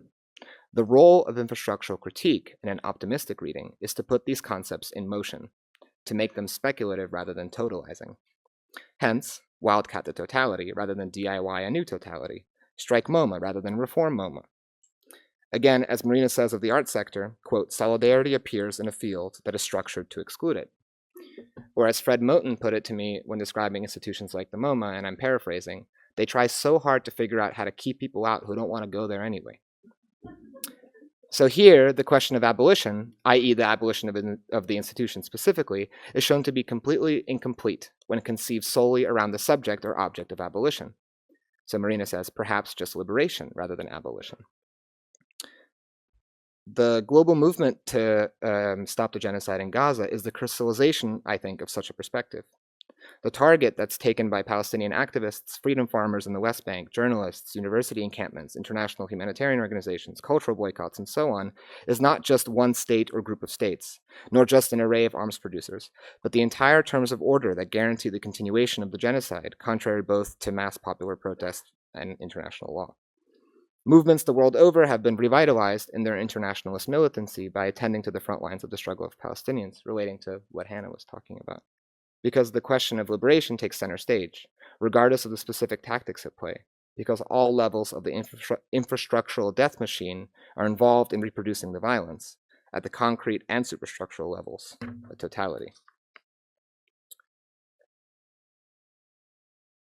Marina describes the shift, and now I'm getting to the shift part, to an infrastructural critique, and I'm quoting, needs to be understood as moving from a standpoint which takes the institution as its horizon to one which takes the institution as a historical and contingent nexus of material conditions amenable to rearrangement through struggle and different forms of inhabitation and dispersal. So here, Marina uses shift and not drift, because she is not naming a periodization of the practice's emergence, but rather sketching what it is we need to do to actualize it, it being a speculative abolitionist future. As Danny describes in the forthcoming book, as Danny describes infrastructural critique in the forthcoming book, it is a, quote, interventionist project oriented towards struggle itself. In the context of this talk, the reading of the sentence changes in some ways. It's not a historicization of struggle and its discontents, but a provocation to think differently about the horizons of struggle as it is already happening. Infrastructure makes me thirsty.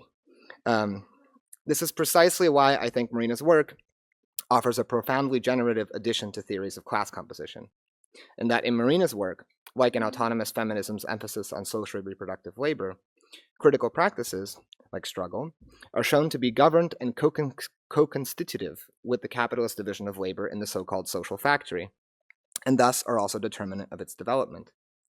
But in reading texts like Leopoldina Fortunati's The Arcana of Reproduction, for example, by taking the perspective of worker struggle, it is perhaps evident that rather than a social factory permeating out of the site of production, Under financialized neoliberalism, it is rather the labor of the home, that is to say reproductive labor, which exits sites of domesticity or non-productivity to encapsulate all sites of valorization, and the reproduction of not just labor power, but value and social movements as well. Following Marina, the lessons we can learn from the cultural workers' drift is how to speculatively enact the shift. And maybe this is another way to conceive of movement, of the seeing infrastructural critique move. So the cultural worker can be a test case for self-negation of a kind that can interrupt the reproduction of its value relations precisely because that subject's reproduction necessitates continual and even mythical rearticulation. In other words, not because it is ideologically interpolated as art, but because it is work that is doubly reproductive and stuck in the reproduction of its subjectivity. As Marina writes, quote, "The politics of subjectivity always interferes with the schema of self-abolition. Who is the subject that initiates, and who comes out on the other side of self-abolition?" So indeed, I think this is what Marina might have been interested in expanding on in the essay pitch that Danny shared on Wednesday, when she writes, quote, "Can we take a speculative approach to political composition through a close engagement with the empirical, or the technical composition of the political?" End quote. For the operaisti, the workerists, class composition was the dialectical relationship between political composition, class struggle, and technical composition, the development of capital. But as Marina seems to gesture to here, that method would need a further layer of a speculative abstraction to avoid a lapse into its own kind of determinism, or ontologizing, or even an accidental re-enriching of the universality of class, another false totality, even a feel-good one, as she calls it, like the multitude. Okay, so to abolish is to create, but on what scale? Does prefiguration need to appropriate existing scales as it reappropriates value? Do tactics like looting, mutual aid, encampments, care, and so on have to be scalable? So first of all, this is obviously a trick question. As Clover writes, you don't have to choose militancy versus care work, they're one thing.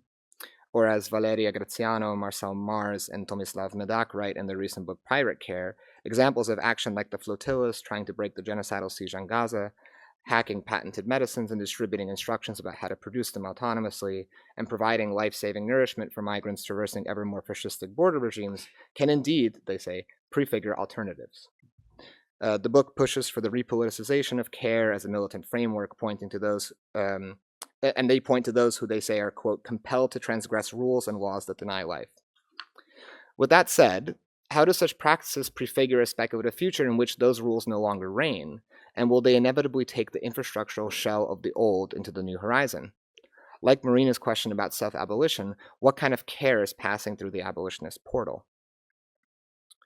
As Stefano Harney and Fred Moten put it in a passage I keep returning to as though it were a talisman, scaling up is really scaling down, losing connection rather than gaining it, losing abilities rather than consolidating them, settling for form rather than formation.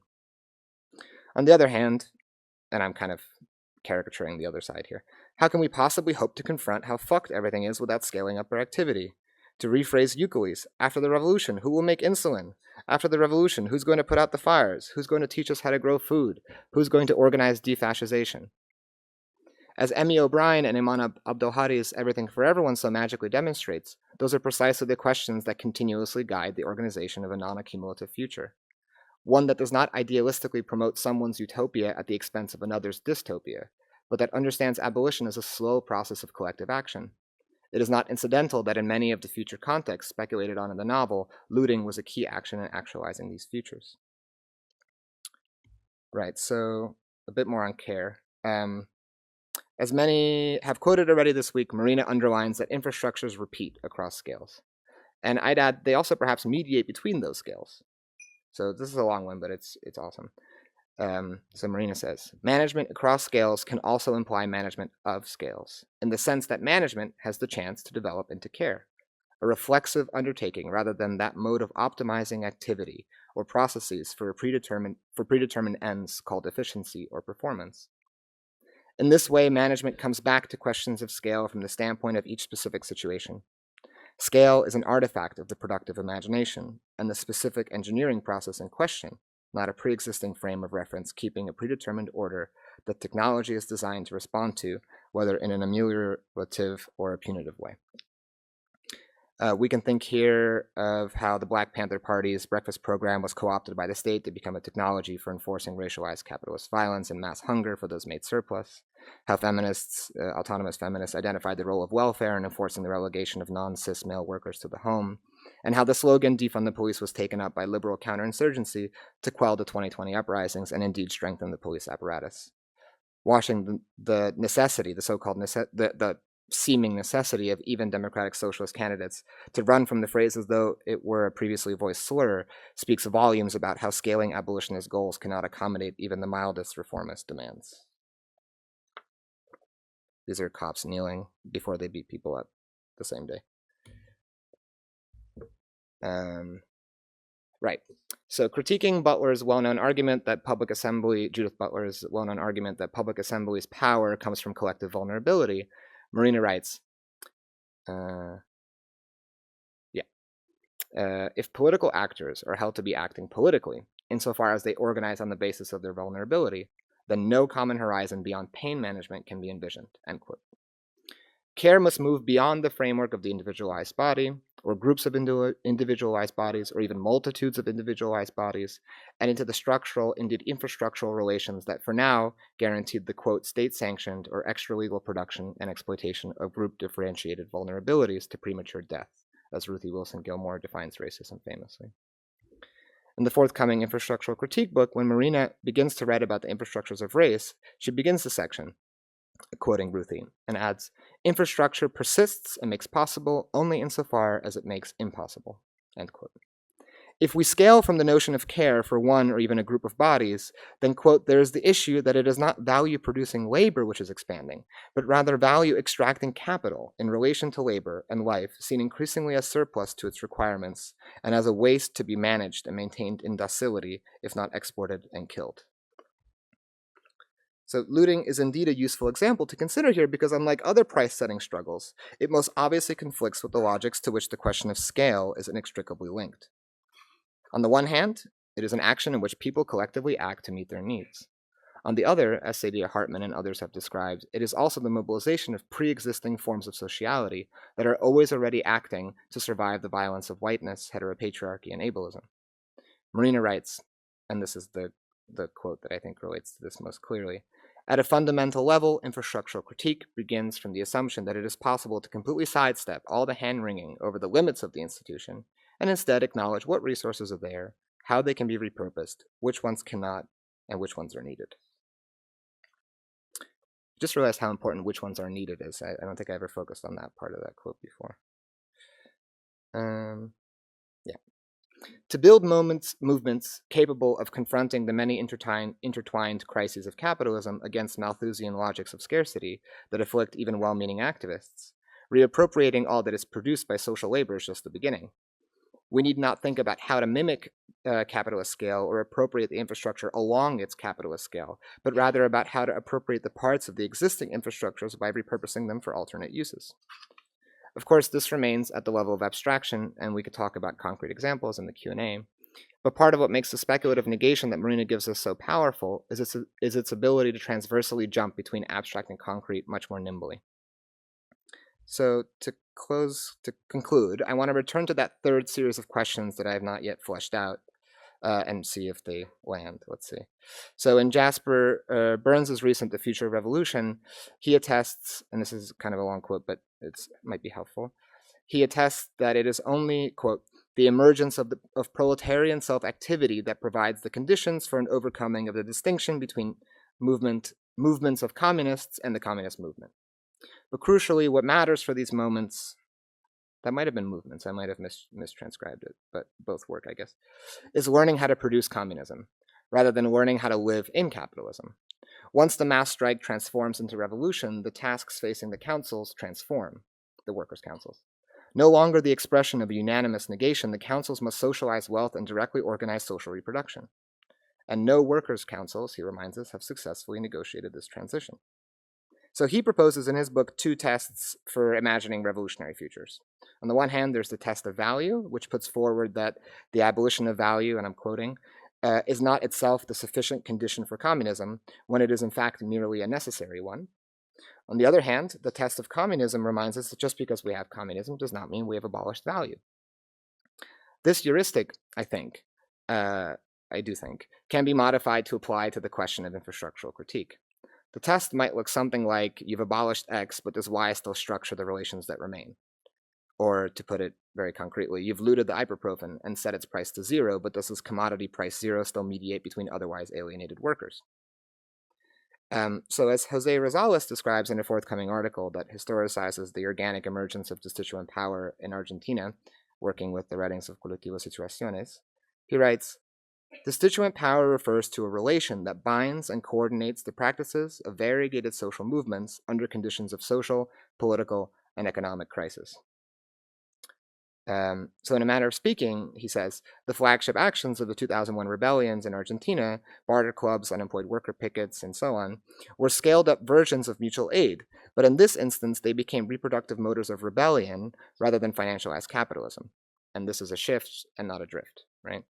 So indeed, circulation struggles, price setting among them, are today perhaps the most capable mode for directly confronting capital, precisely because the mode of accumulation has shifted or drifted, maybe, so dramatically to sites of consumption and circulation, whether the blockade, blocking weapon shipments to genocidal regimes, looting, or the international feminist general strike.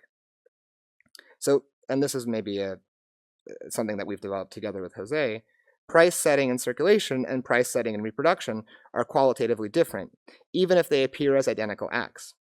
They are different in kind because they have different effects, or we might say that they offer different speculative possibilities.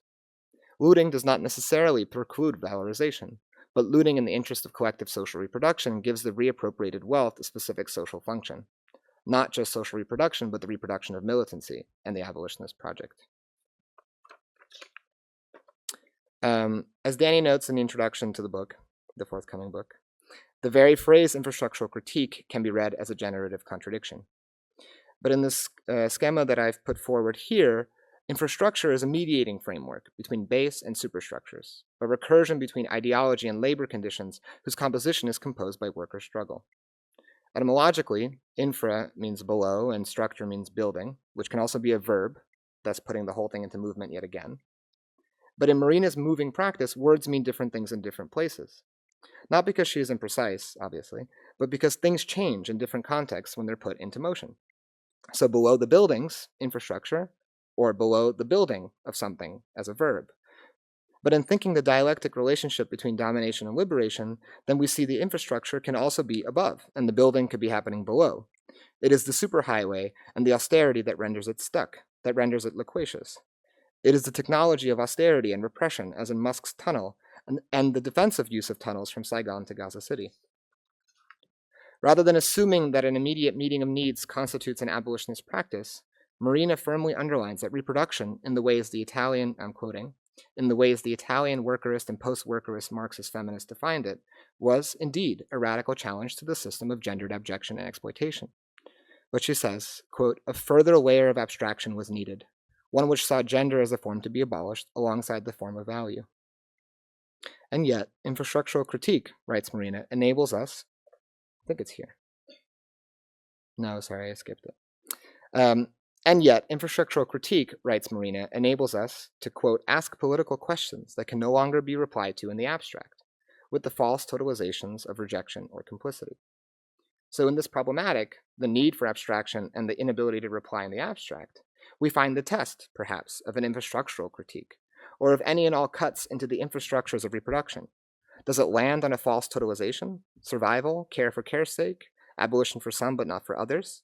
Or does it engender complicated questions about reorganization, redistribution, and so on? Worker struggles set the pace of capitalist development, and thus also the armature of the infrastructures of reproduction that mediate between their struggles and culture, broadly speaking. In other words, struggle is the condition of impossibility possibility, but also the very mode of breaking it. So maybe infrastructural critique is a series of questions to keep in mind. Are you building or destroying on one side of the loop, the side which reproduces itself through your very actions? Or recursively moving back and forth, abolishing relations of domination and scale as you do so? Thanks.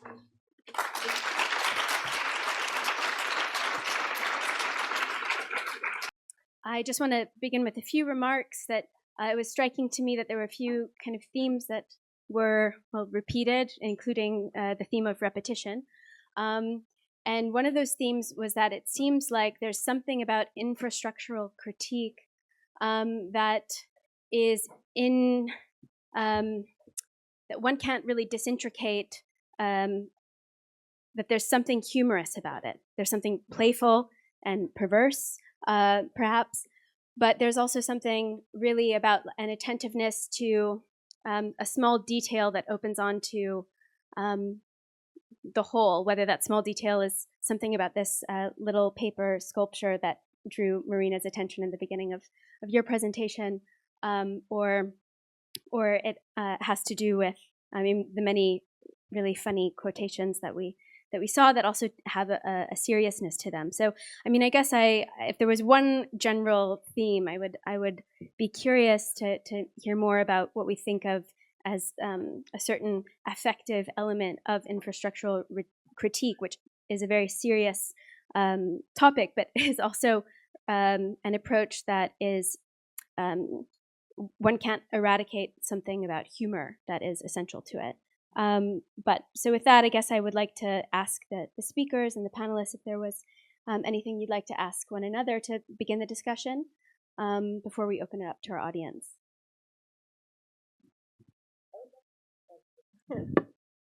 This is something that came up during the last historical materialism in London. It's like the reformism of abolition.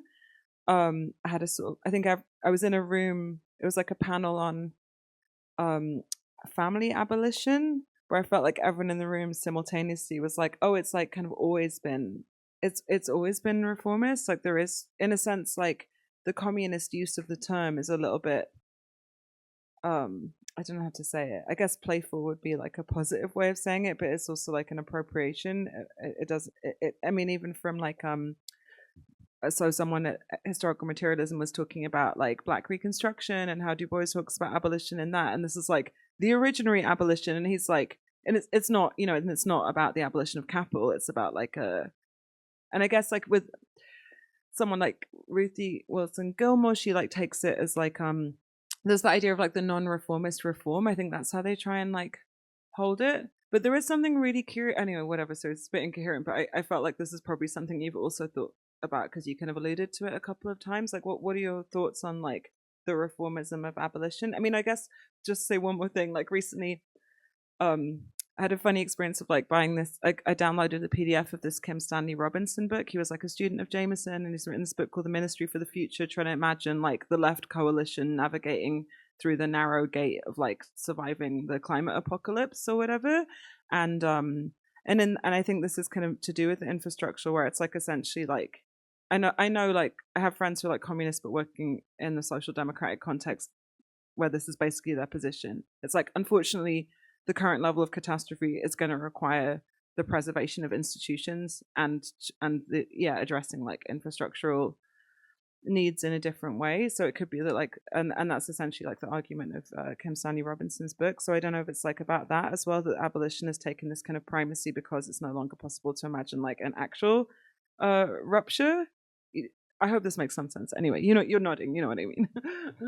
It makes so much sense, but I feel like I'd rather hear you talk about it than even try. But yeah, I don't know. There's this like, for example, like, you know, when we talk about, you know, I come from like an anarchist tradition, but like if you talk about anarchism in the U.S. context now with like anti-globalization and how those things have been inherited, it's almost like a liberal progressivism, right? It like shifts over time, and I think that has to do with not just the demands, but maybe the horizons of what the struggle is, right? So I too felt a little bad, you know, making fun of Zoran in my little slides or whatever, because I have a lot of friends who are really committed to that, even though they're communists. And yeah, that's a contradiction, but everything's a fucking contradiction. And I just feel like we do need institutions, at least temporarily, at least provisionally, to do certain things. So I'm not going to dog anybody for doing that, but I think it's really easy for that to become the endpoint of struggle and not the horizon of struggle to which we're kind of organizing. That's why scale, I think, is so that's the word I use, corrosive, right? It's like I'm part of various kind of collectives and movements that do certain kinds of work, and it's so intense. It's like you're you're just planning something like, oh, it should be bigger. Like we need to do more. We need to, and it's like, no, maybe not. Maybe that's how you get fucked. Maybe that's how you become a liberal project, right? Yeah, I mean, I'm just like talking at a turn here, but yeah, I think that's a big problem. I think we have to root ourselves in the Black radical tradition the way Marina did. I think we have to think about abolition as a historical process, but one that continues. Yeah, that's what I would say. But yeah, I don't have an answer. I'm just like, it's a big ass contradiction. I mean, I guess this is kind of the central thing. I feel like this is the work that Marina, I think, and it seems like you think too, that Marina saw the infrastructural as doing, right? Is to take what we know and this is the thing I think also I'm trying to do with like considering like woke after Gaza or whatever. It's like, let's try and keep things in play, because I think what often happens in the move from one paradigm to another is like you can forget the learning of the previous moment. So I think what Marina's trying to do is like continue to have this repository of like all these moments where there was maybe a more full negation was still possible. So it's like keep alive the like the like necessity of negation and the necessity of not of like continuity at the same time. And I think that seems to be really central to like what is the infrastructural. Yeah, if I could just say one more thing. Yesterday when Taylor and Marla spoke in the Q&A, I sort of what I took from their really wonderful, like the combination of their wonderful talks, was that we have lots of different things that we put in our arsenal of communization or abolition or whatever you want to call it. The different forms of sort of reappropriating land and collectivizing it, communizing it. I just lost my train of thought. Oh no. In any case, that was really cool. I think we keep. I was just gonna say that like we keep a lot of different tools in our arsenal. Right, shift versus drift. This thing that I was kind of picking up on, because I kept reading Infrastructural Critique again and like the book again and again and again, and I kept noticing there were these moments where it means something different, and I was like, that's not an accident. The drift is I think this is my contention, is a periodization. It's like what happens. It's like artists are like, oh, institutional critique does not work anymore. The institution loves to be critiqued, and then they like buy a bunch of missiles to send to Israel or whatever, right? They're like, oh, we need to do something else. So there's this drift happens, right? Maybe even unconsciously, to go back to this point about the void. The shift is what I think Marina is kind of helping us think about how to do. And I think that would include all of these different tactics in our arsenal. Communization, right? The traditions of different traditions of abolition that exist without necessarily making them like a concrete deterministic plan, if that makes sense. I mean, yeah, because the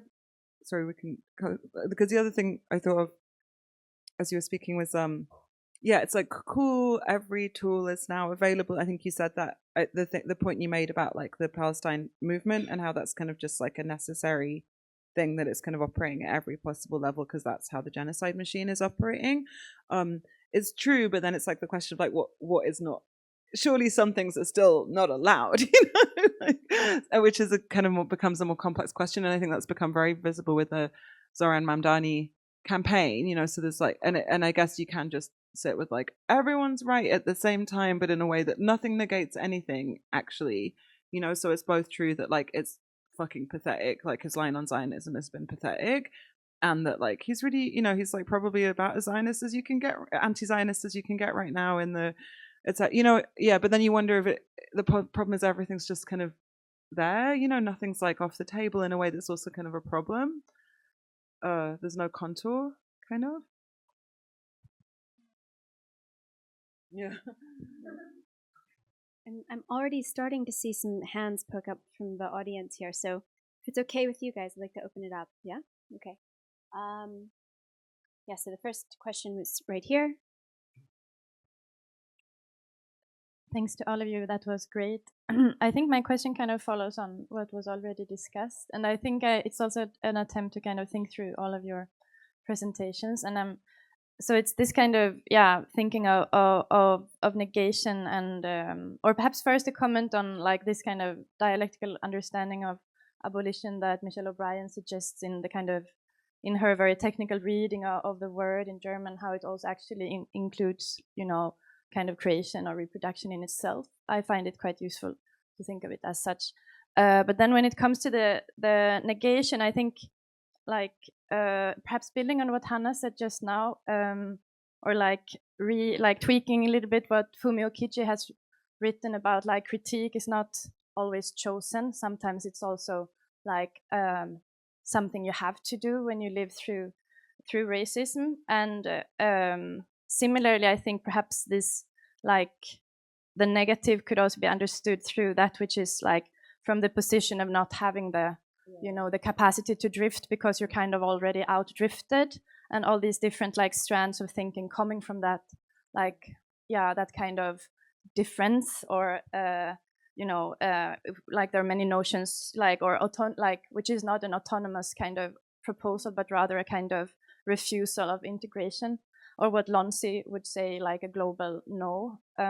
So I'm curious, like, so many of you were like talking about this kind of refunctioning of, you know, of the refusal that we experience, like living, like how we are refused, like, you know, as workers, as, you know, as certain genders, or as certain, like, you know, ethnicities and so on. So I'm like building on this like, Hannah, you're thinking through this kind of woke after Gaza, and the kind of the moment you mentioned, like now perhaps there is a moment where we even should not like strive to integrate or include or assimilate the kind of, yeah, movement or whatever we have, the moment in the institution. So then, like, and thinking,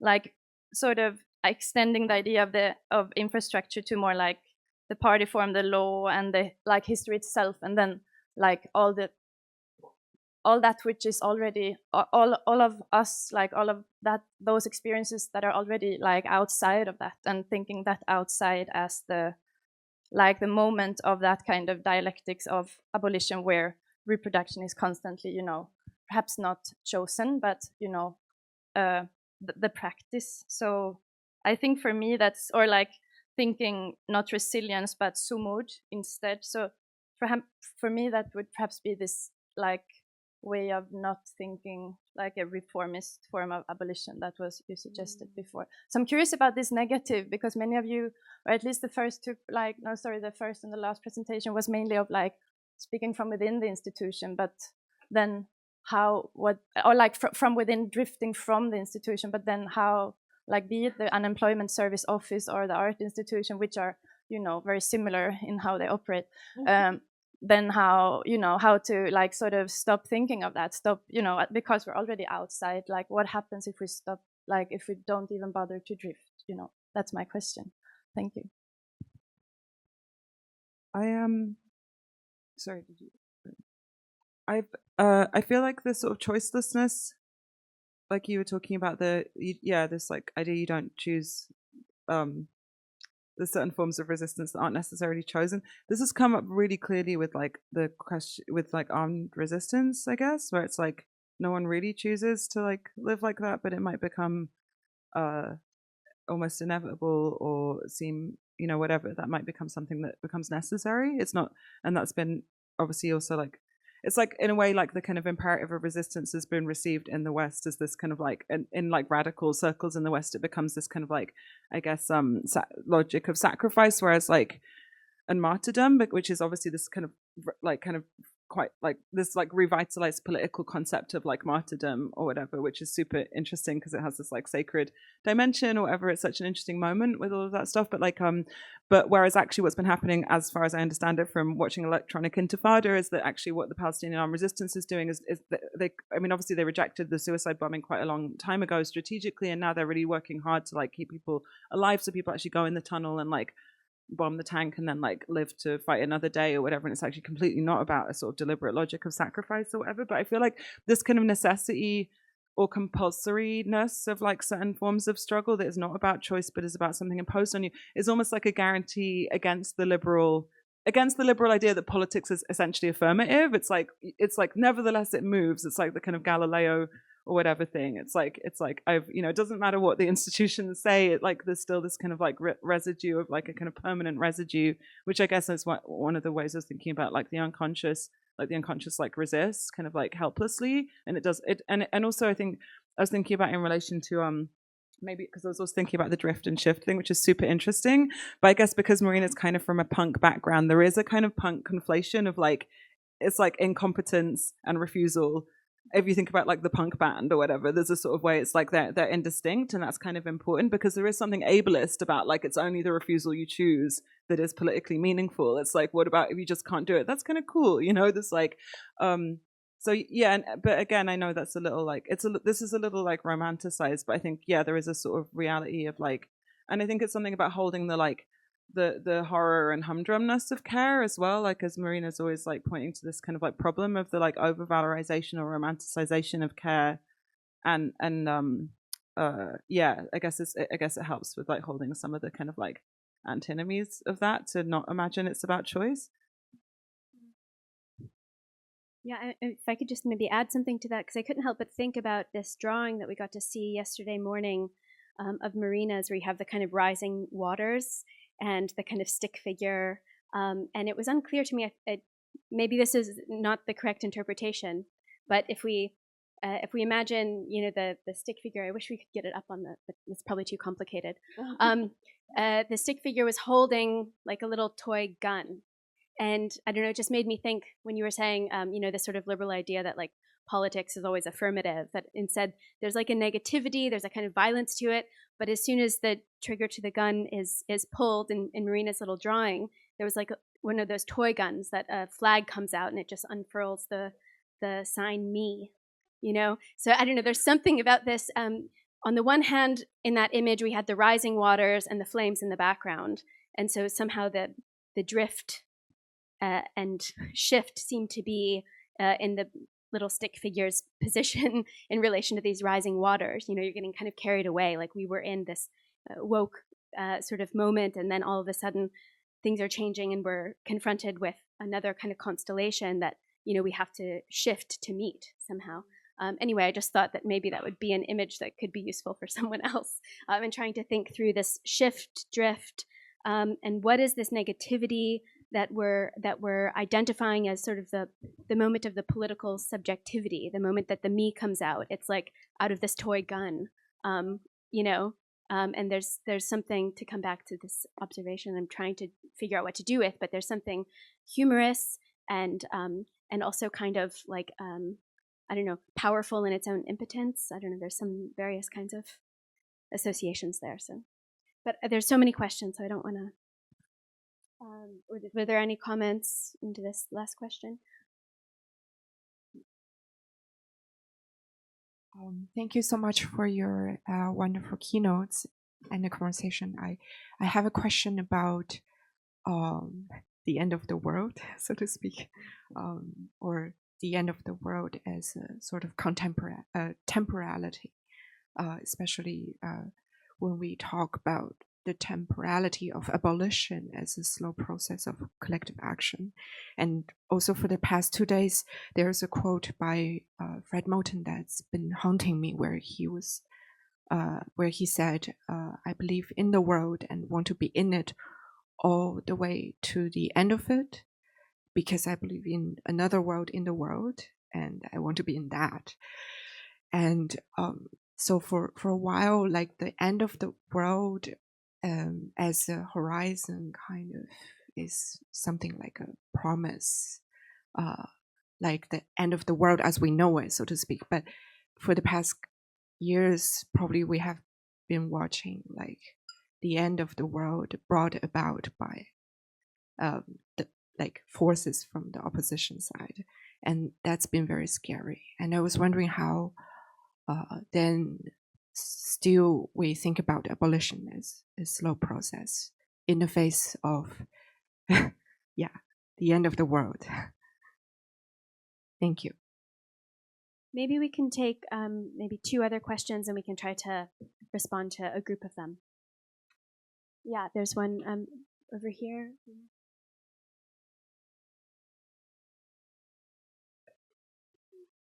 Thank you very much for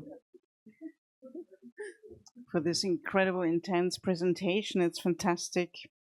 I was interested in this comment from over there about the outside, or that it is disconnected towards infrastructure. And I mean, I just thought, okay, in our project, it's clear that all these train lines have been broken down. They don't exist anymore. The lines that 100 years ago did exist don't exist. And we have crisis of infrastructure in Germany, as you know. It's in every day it is in the news. Connections don't function, trains don't function, institutions become the most important reason for a lot of migration. Access to institutions like health institutions, access to social institutions are very crucial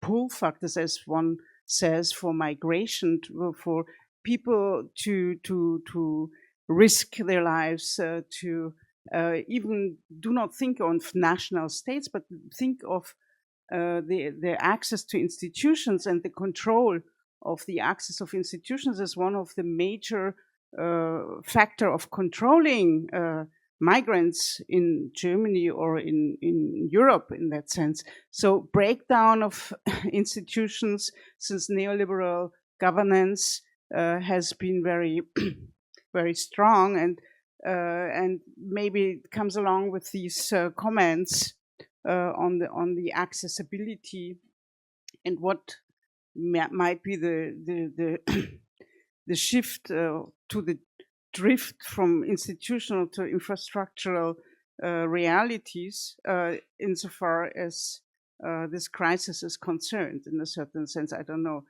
So I'm very much interested in this idea of accessibility of the ones who are outside or the relation to these outsides actually. Thank you.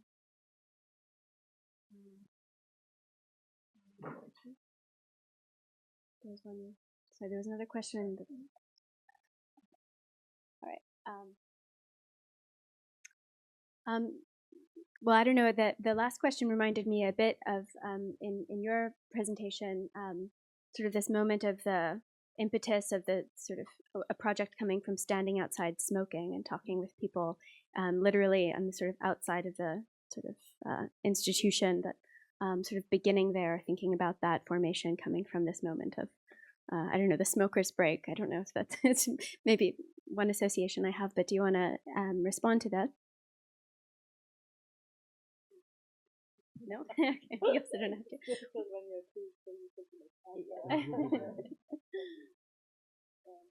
Okay. Sorry, I feel a bit like overwhelmed and empty, and so, but yeah, maybe I think it's interesting when you feel that really like a building makes an impact, and there are in some places not the possibility to think really about it or to discuss, and yeah, that's something which was very interesting, even to see or to find a place and to bring different people from different contexts or also with different hierarchies together, and yeah, to discuss it. And even though you can't, you have also your limits, of course, but I think that was something very strong that we only realize from our field work. I think we start talking first and observing, and more from this perspective. Yeah.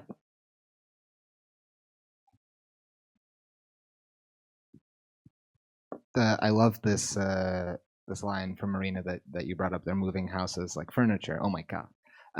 And what that made me think of, which maybe gets to all of the questions in a way, is that just because or to go back, infrastructure makes possible and impossible, right? So infrastructures like roads and trains and mortgages like make certain things possible, and they make other things impossible, like surplus people to have a home or people without a car to get around in places where you need a car, et cetera, et cetera.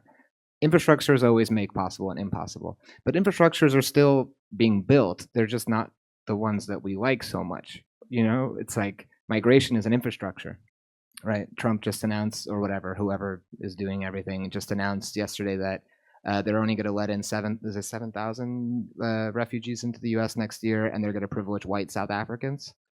That's an infrastructure. It's working. It's just not working the way we want it to, right? Right, migration works in these sort of fascistic border regimes because there needs to be disposal labor. It's working. The infrastructure is not broken. It's working. We're just not in charge of how it works. And the point of the end of the world, I love that question. The world has ended so many times. It ended when colonizers arrived to the Americas. It ended in 1948. It ended in Gaza a bunch of times.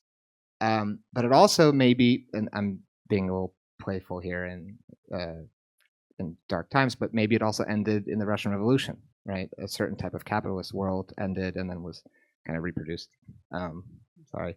I'm really committed to somehow, like, I refuse to abandon this notion from C.L.R. James that socialism exists in these brief moments of solidarity, right?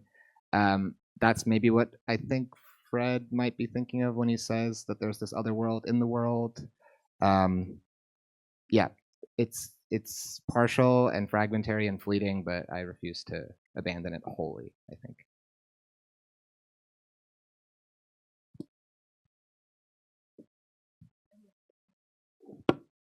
Thank you for your great inputs, all four of you. And I think it's a good bridge because I wanted also to comment to this thought about the end of the world. And to be honest, I'm really suspicious about these big narratives, the end of the world, the end of the history that we keep reading and contemplating on. And at the same time, we cannot neglect there is a lot of different ends, or like climate catastrophe is a fact, is a reality we're going through. Racial capitalism is an ongoing reality, colonialism and all that. And I'm thinking in terms, let's say, not to have I have a cruel optimism, like thinking with Berland in that sense, but at the same time, we're still on this earth, we are still breathing, and we are still having things to struggle for. And then when we talk about the infrastructural critique and like intervening in infrastructures and changing, maybe, we know we cannot transform everything, but we have to keep changing and have to work on these gaps and ruptures, otherwise we don't have any other alternative.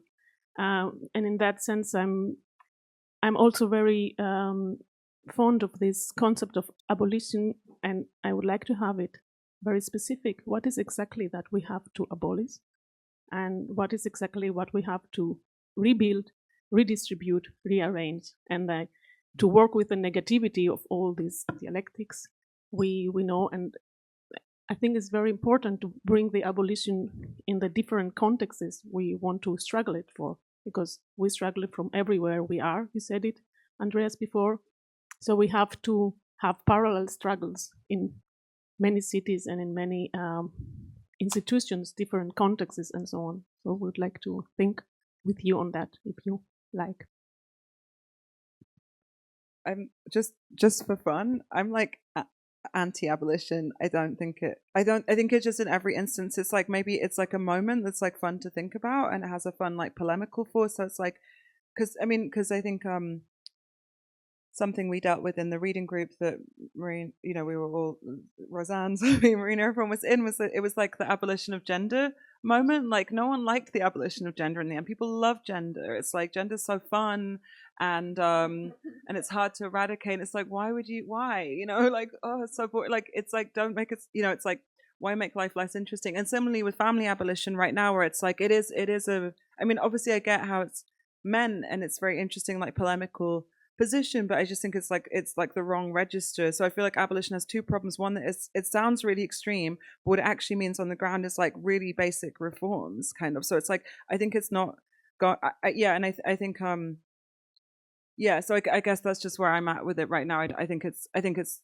like kind of it's like a nice word, I think, but it has like a sonorous air, but I just don't really know what it does. It seems to like be like it's like too hot and too cold. It's like too, it's like wrong at both ends somehow. How are you guys feeling about abolition? Like, maybe there's something helpful in this idea that I think you brought up, that Marina reminds us to always think sort of speculatively rather than in a totalizing way. So if one takes abolition as a kind of totalizing concept, then it becomes this kind of then it's like this really this, it has all of these kind of negative things, and then it just wants to be rejected, or like even those who support it want to reject it or something. So that then, yeah, what would it mean to take it sort of in a speculative way? Yeah, I don't know. Yeah. Okay. Oh, sorry, this is my controversial opinion. We're going to abolish abolition. Thank you for your moderation. But I think also the thing that even speculatively, I think scares me or bothers me is that I feel like in a discursive sense, I feel like there's not enough attention to even the speculative idea of abolition requires so much unmaking of oneself that you literally become unrecognizable. And it's like, who the fuck are we even talking about then, right? You literally have to completely undo yourself. But right? It's like you're already undone. You know, I think Also that's also missed. It's like, who are you anyway? No one fucking knows. It's like, I feel like this whole, it's like, what is the subject? We don't even have it. A lot of these things are horizons. That's the end. I personally enjoy the inversion where it's like, it's not that we have to abolish gender, we have to begin it. You know, that was my joke about heterosexuality. Let's begin heterosexuality. We've not started yet. You know, that kind of thing is more fun for me. But I think it's just a taste thing. You know, it's aesthetics. Yeah, so. Can I jump in here, or there's... Yeah? Yeah, okay. Because I really would like to connect that what was just said to your ending quote on the unconscious, and how you put it to the transsubjective and not individualizing it, and how we can actually try to connect that to a very beginning thought and discussion around routines. No, how do we get at this transsubjective unconscious? How can we decolonize it, and how can we tie it to routines that are actually also the routines that we do every day? They are not individual. They are also transsubjective. And how can we actually get there? And it's not only an awareness project. It is much more than that. And you brought in the affect, no? It's kind of like there are so many registers that we need to address to get at them, like also outside of subject experience. So it's kind of like I'm just throwing it at you at the same time, kind of like needing you to help thinking that through and trying to find approaches there. Yeah. Okay, so Hannah, does it? I love you. Okay, so yes, we have to admit that we don't exist, and then we have to, okay, the one thing we might have to do before we begin again is grieve the fact that we actually never existed. Is that fair?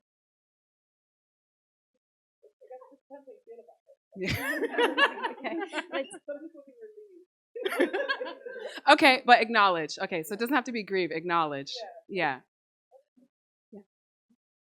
Oh yeah, sorry, sorry. Yeah. Okay, so and then Josh, I'll bring it to you. Yeah, no. Yeah, go ahead. Let's take 3 questions. I see 1, 2, and 3 here. Okay. Okay. Thanks, Nat. Hi. I agree with you that it's too hot and too cold because it always creates this misunderstanding, the term abolition. But it's not, I mean, the concept of abolition is not the undoing of something. It's exactly that which comes instead of. And I mean, I'm thinking of, it's absolutely crucial to abolish familism. Familism is part of capitalism, and it's the reduction of care and love, and we need more care and love for everyone. And it's not this sort of undoing of relations. So, but where it gets interesting, what you brought up is the abolition of gender is this very question. So what is then instead? Is it going to be like, like in Tory Peters, infect your friends and your loved ones, and no one produces hormones for gendering themselves, so you kind of have to get them on, in whatever way you do or you don't? Or is it a concept like Monique Wittig, or is it something, what is it then? In the case, I think, so there's different struggles though. There is a big question, but I do think, I mean, honestly, family abolitionism, among other abolitionism, is absolutely crucial. And familism is an ideology that governs us in ways that we, like, that we've talked, care has been addressed a lot of times. So I'm just saying, I'm defending the term, but I'm also wary about it because when Sophie Lewis wrote that book about family abolitionism, it was all based on this misunderstanding of undoing something and making us all into monads who don't have any relation, which not in a Leibniz sense, but in kind of, all independent individuals, which was not the idea. But I do think it's really crucial that one of the things we learned from the history of abolitionist struggles is that's not just the undoing, it's the creation of something else, of something good. Yeah. I'm passing on to Josh here, and then I think here. Yeah, I just, in response also to this sort of dismissal or challenge to abolition, I'm thinking about a term that Marina brought up, disintermediation. And I'm thinking about that in terms of mutual aid. And if we think, for example, about abolishing gender, in terms of mutual aid, there's the idea of people manufacturing their own hormones instead of having to go to an institution in order to be able to change genders. And I guess I'm wondering, because Marina connected disintermediation to the idea of the NFT and the way that the NFT makes it possible for artists in quotes to not have the sale of their work mediated by galleries or other institutions. But it also is an extreme right form of disintermediation. And how in some ways the undoing or the abolition of institutions can also tend towards, as we're seeing right now in the United States, there is an abolition of institutions, but it's tending towards the extreme right. Whereas mutual aid kind of allows for a form of disintermediation that can produce a different type of structure. So I don't know if that's a question or just throwing more terms in the mix, but Okay, well, it's what it made me We'll think of. take one more and then we'll respond. So thank you again for that panel. That was fabulous. I'm now at the point where I think we're all talking about the same thing the whole time, which I think is true, and I love it. But anyway, I'm also going to stay with this question of like abolishing abolition. Adding the question of like maybe it's also depending on like from where one starts, because like with what has been discussed now, and specifically with like the current genocide, but not only the current genocide, but the series of genocides that is modernity, like survival is not precarious, but survival is speculative in like Marina's sense. So if one starts not from assuming like a grounding vitalism or a grounding vitality, but a grounding death, then that makes life like then abolition is not really the question, but the question is like how to, like what is like the foundation of a compromised vitality, like how to live from death, like how to constitute communion when death is what is certain and life is like what is speculative, if that makes sense.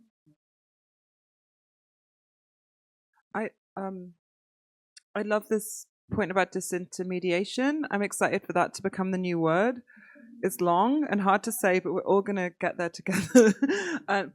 Because I think that's exactly it. And it's actually interesting to kind of back project that on the abolition of gender. I think disintermediation is a good word for what actually happened, which in some ways, I agree, like obviously, like you could say that in a sense, like the kind of, there was a sort of like trans rejection at one point, this like circa like 2013 or something, of the concept of gender abolition. It was like, actually we want gender. This is a fight for gender. But I think what that did effectively is disintermediate gender. So gender was no longer dispensed by the family, but was something you could like, achieve or like co-create with friends and people around you and so on. And then also like thinking about things like hormones, it would be fab if that kind of, that sort of more like proliferation, disintermediation logic got applied to the family. So people just start like taking lactation hormones and like, I would, and like offering to breastfeed their friends. I mean, and I think, and I get that is obviously contained within the intent of abolition. And I was only being like polemical, although also like, I don't particularly like the term abolition, but I think I do get that these things are like embedded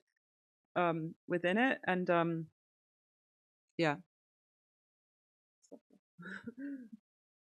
Just have a few scattered comments, but I was at a conference a few months ago where Kathy Weeks gave a really good talk about family abolition, and she kept going back to this thing that happened to her where she was speaking somewhere and she was talking about abolishing the family, and this person got up and they said, "But I love my family."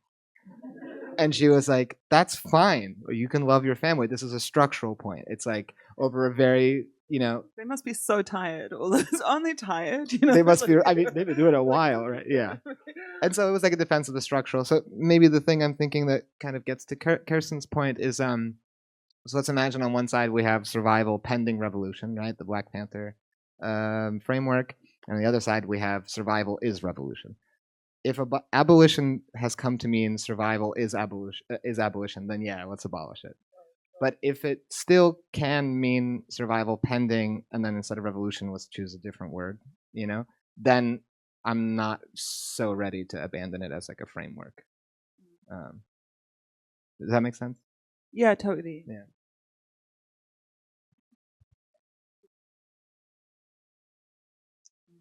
Okay, I just want to make sure before we go to your question that someone else who hasn't asked a question yet.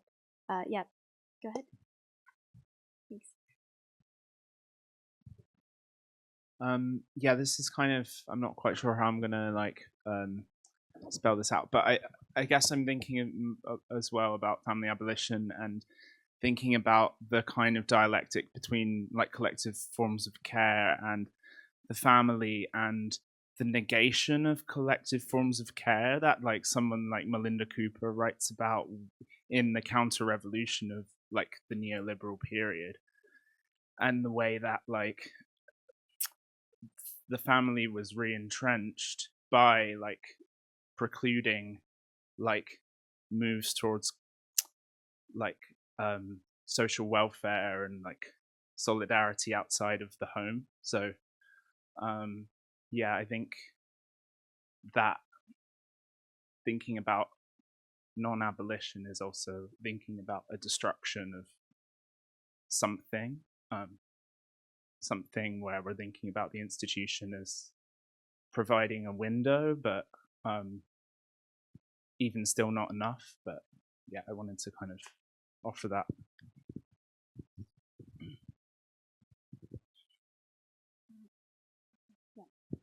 Monica in the back, and then to. At the risk of, I hope I'm not distracting the debate too much, but I was wondering if there's an element or attention to the very elusive and abstract and infinitely malleable concept of terror in infrastructural critique. It strikes me as particularly important in relation to the impossibility to insist on certain continuities, elements of racialization in relation to struggle, because in a way it always undoes and delegitimizes the political subject in the first place, and always places the struggle already as a security problem that then legitimizes certain things like, you mentioned it, Hannah, genocide. Certain things are not possible. They are possible if the response that we would consider genocide is labeled as a legitimate defense against the threat of terror. Is it halfway clear what I'm asking? So is Marina anywhere addressing the question of terror and how to confront it on the level of infrastructural critique?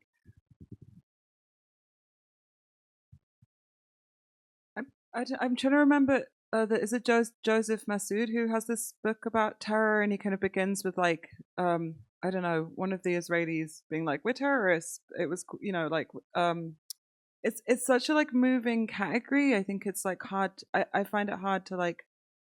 It's so. Oh my god! Now it just seems like I'm just gonna like ban terms. I'm like, but like I just like Russia is a terrorist state. I saw that outside, and obviously people say Israel is a terrorist state. It's like it's complex because it's such a like state.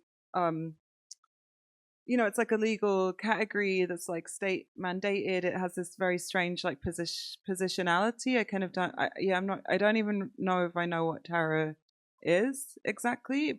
How are you thinking about it though? You think you've like sabotage kind of, or no, on the opposite.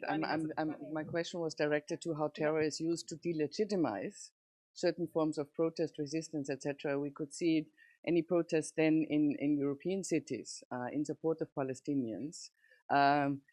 The boundaries to kind of where it's recognized as a legitimate form of resistance and associating yourself with terrorists has become quite elusive and is continuously used in delegitimizing certain forms of protest. And it's on that level that I was asking in terms of how we can confront, or if there's a line of if it's mentioned at all, plays a role in terms of how do we confront it as a weapon on the level of infrastructural critique. That was my question. Okay, thanks, Monica. I think Danny maybe has a response here.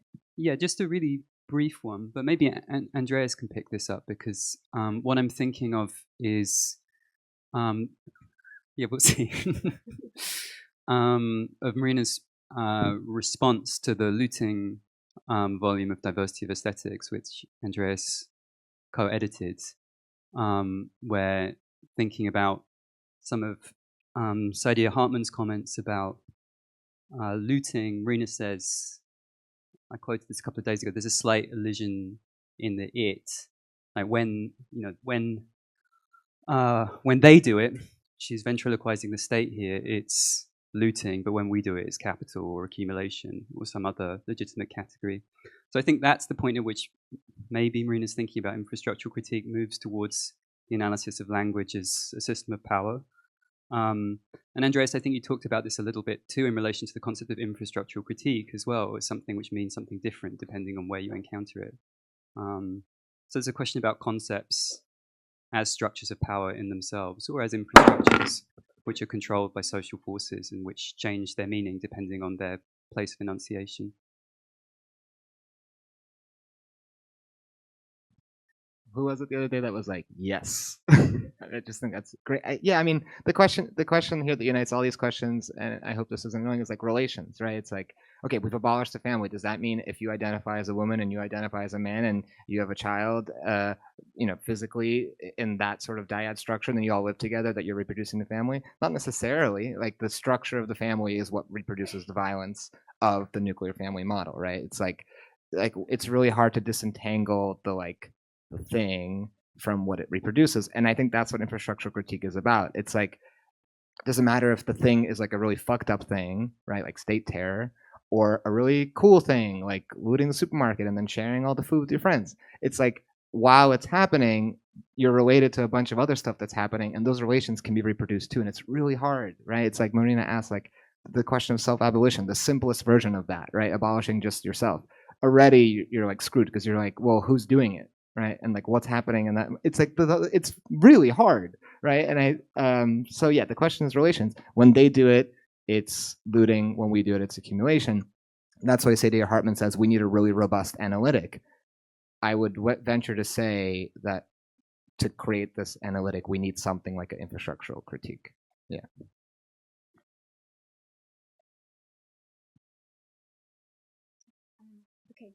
So there's someone's been waiting to ask a question here, and then we'll take these two questions together here and then in the back. Hi again. No, can you hear me? Yeah. Yeah, so perhaps also building here, I was just wondering if it's useful to kind of think also reproduction as kind of like also abolish, at least kind of be a little careful with that notion as well, and kind of also think of, and I kind of come back to this, like the negation, or yeah, I mean, refusing the reproduction of capital, refusing the reproduction of, lives, the bomb strikes and all of that. And yeah, I just think it's perhaps important to think of, the negation as that which is, the reproductive infrastructure of capital itself, and like it's already integrated. We know it works like that. We know we're part of it, and then kind of refusing that reproduction by, I think that's, that's when abolition also becomes reproductive in a very dialectical sense, and it's like it's less necessary to think of whether the family as a, as a not historic category, but like as a category, as a form that is integrated into the structure. But perhaps more of what is, how that integrated negation can be mobilized differently. So I don't think it's a romantic kind of thinking. I think it's kind of a practice rather, but like how to name it, I guess, is also a question. Thanks. Yeah, there's one question in the back.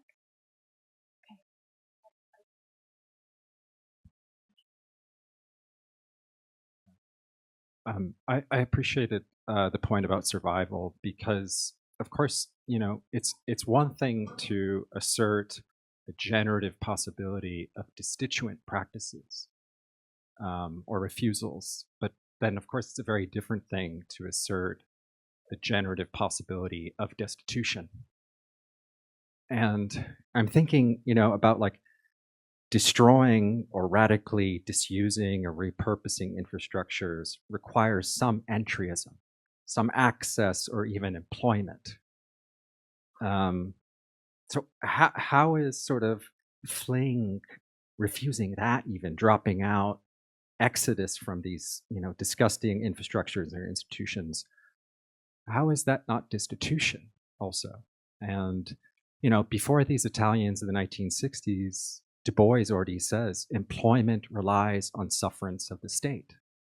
Labor relies on living on sufferance of the law. And so thinking about destitution, just like complete unemployment, right? Like not even having the kind of beginnings of entryism to dismantle, to disuse this infrastructure, these institutions that are always transversal and networked. I wonder if maybe the panel could think about or talk about destitution as well as kind of destituent practices or refusals or abolition as well. Thank you.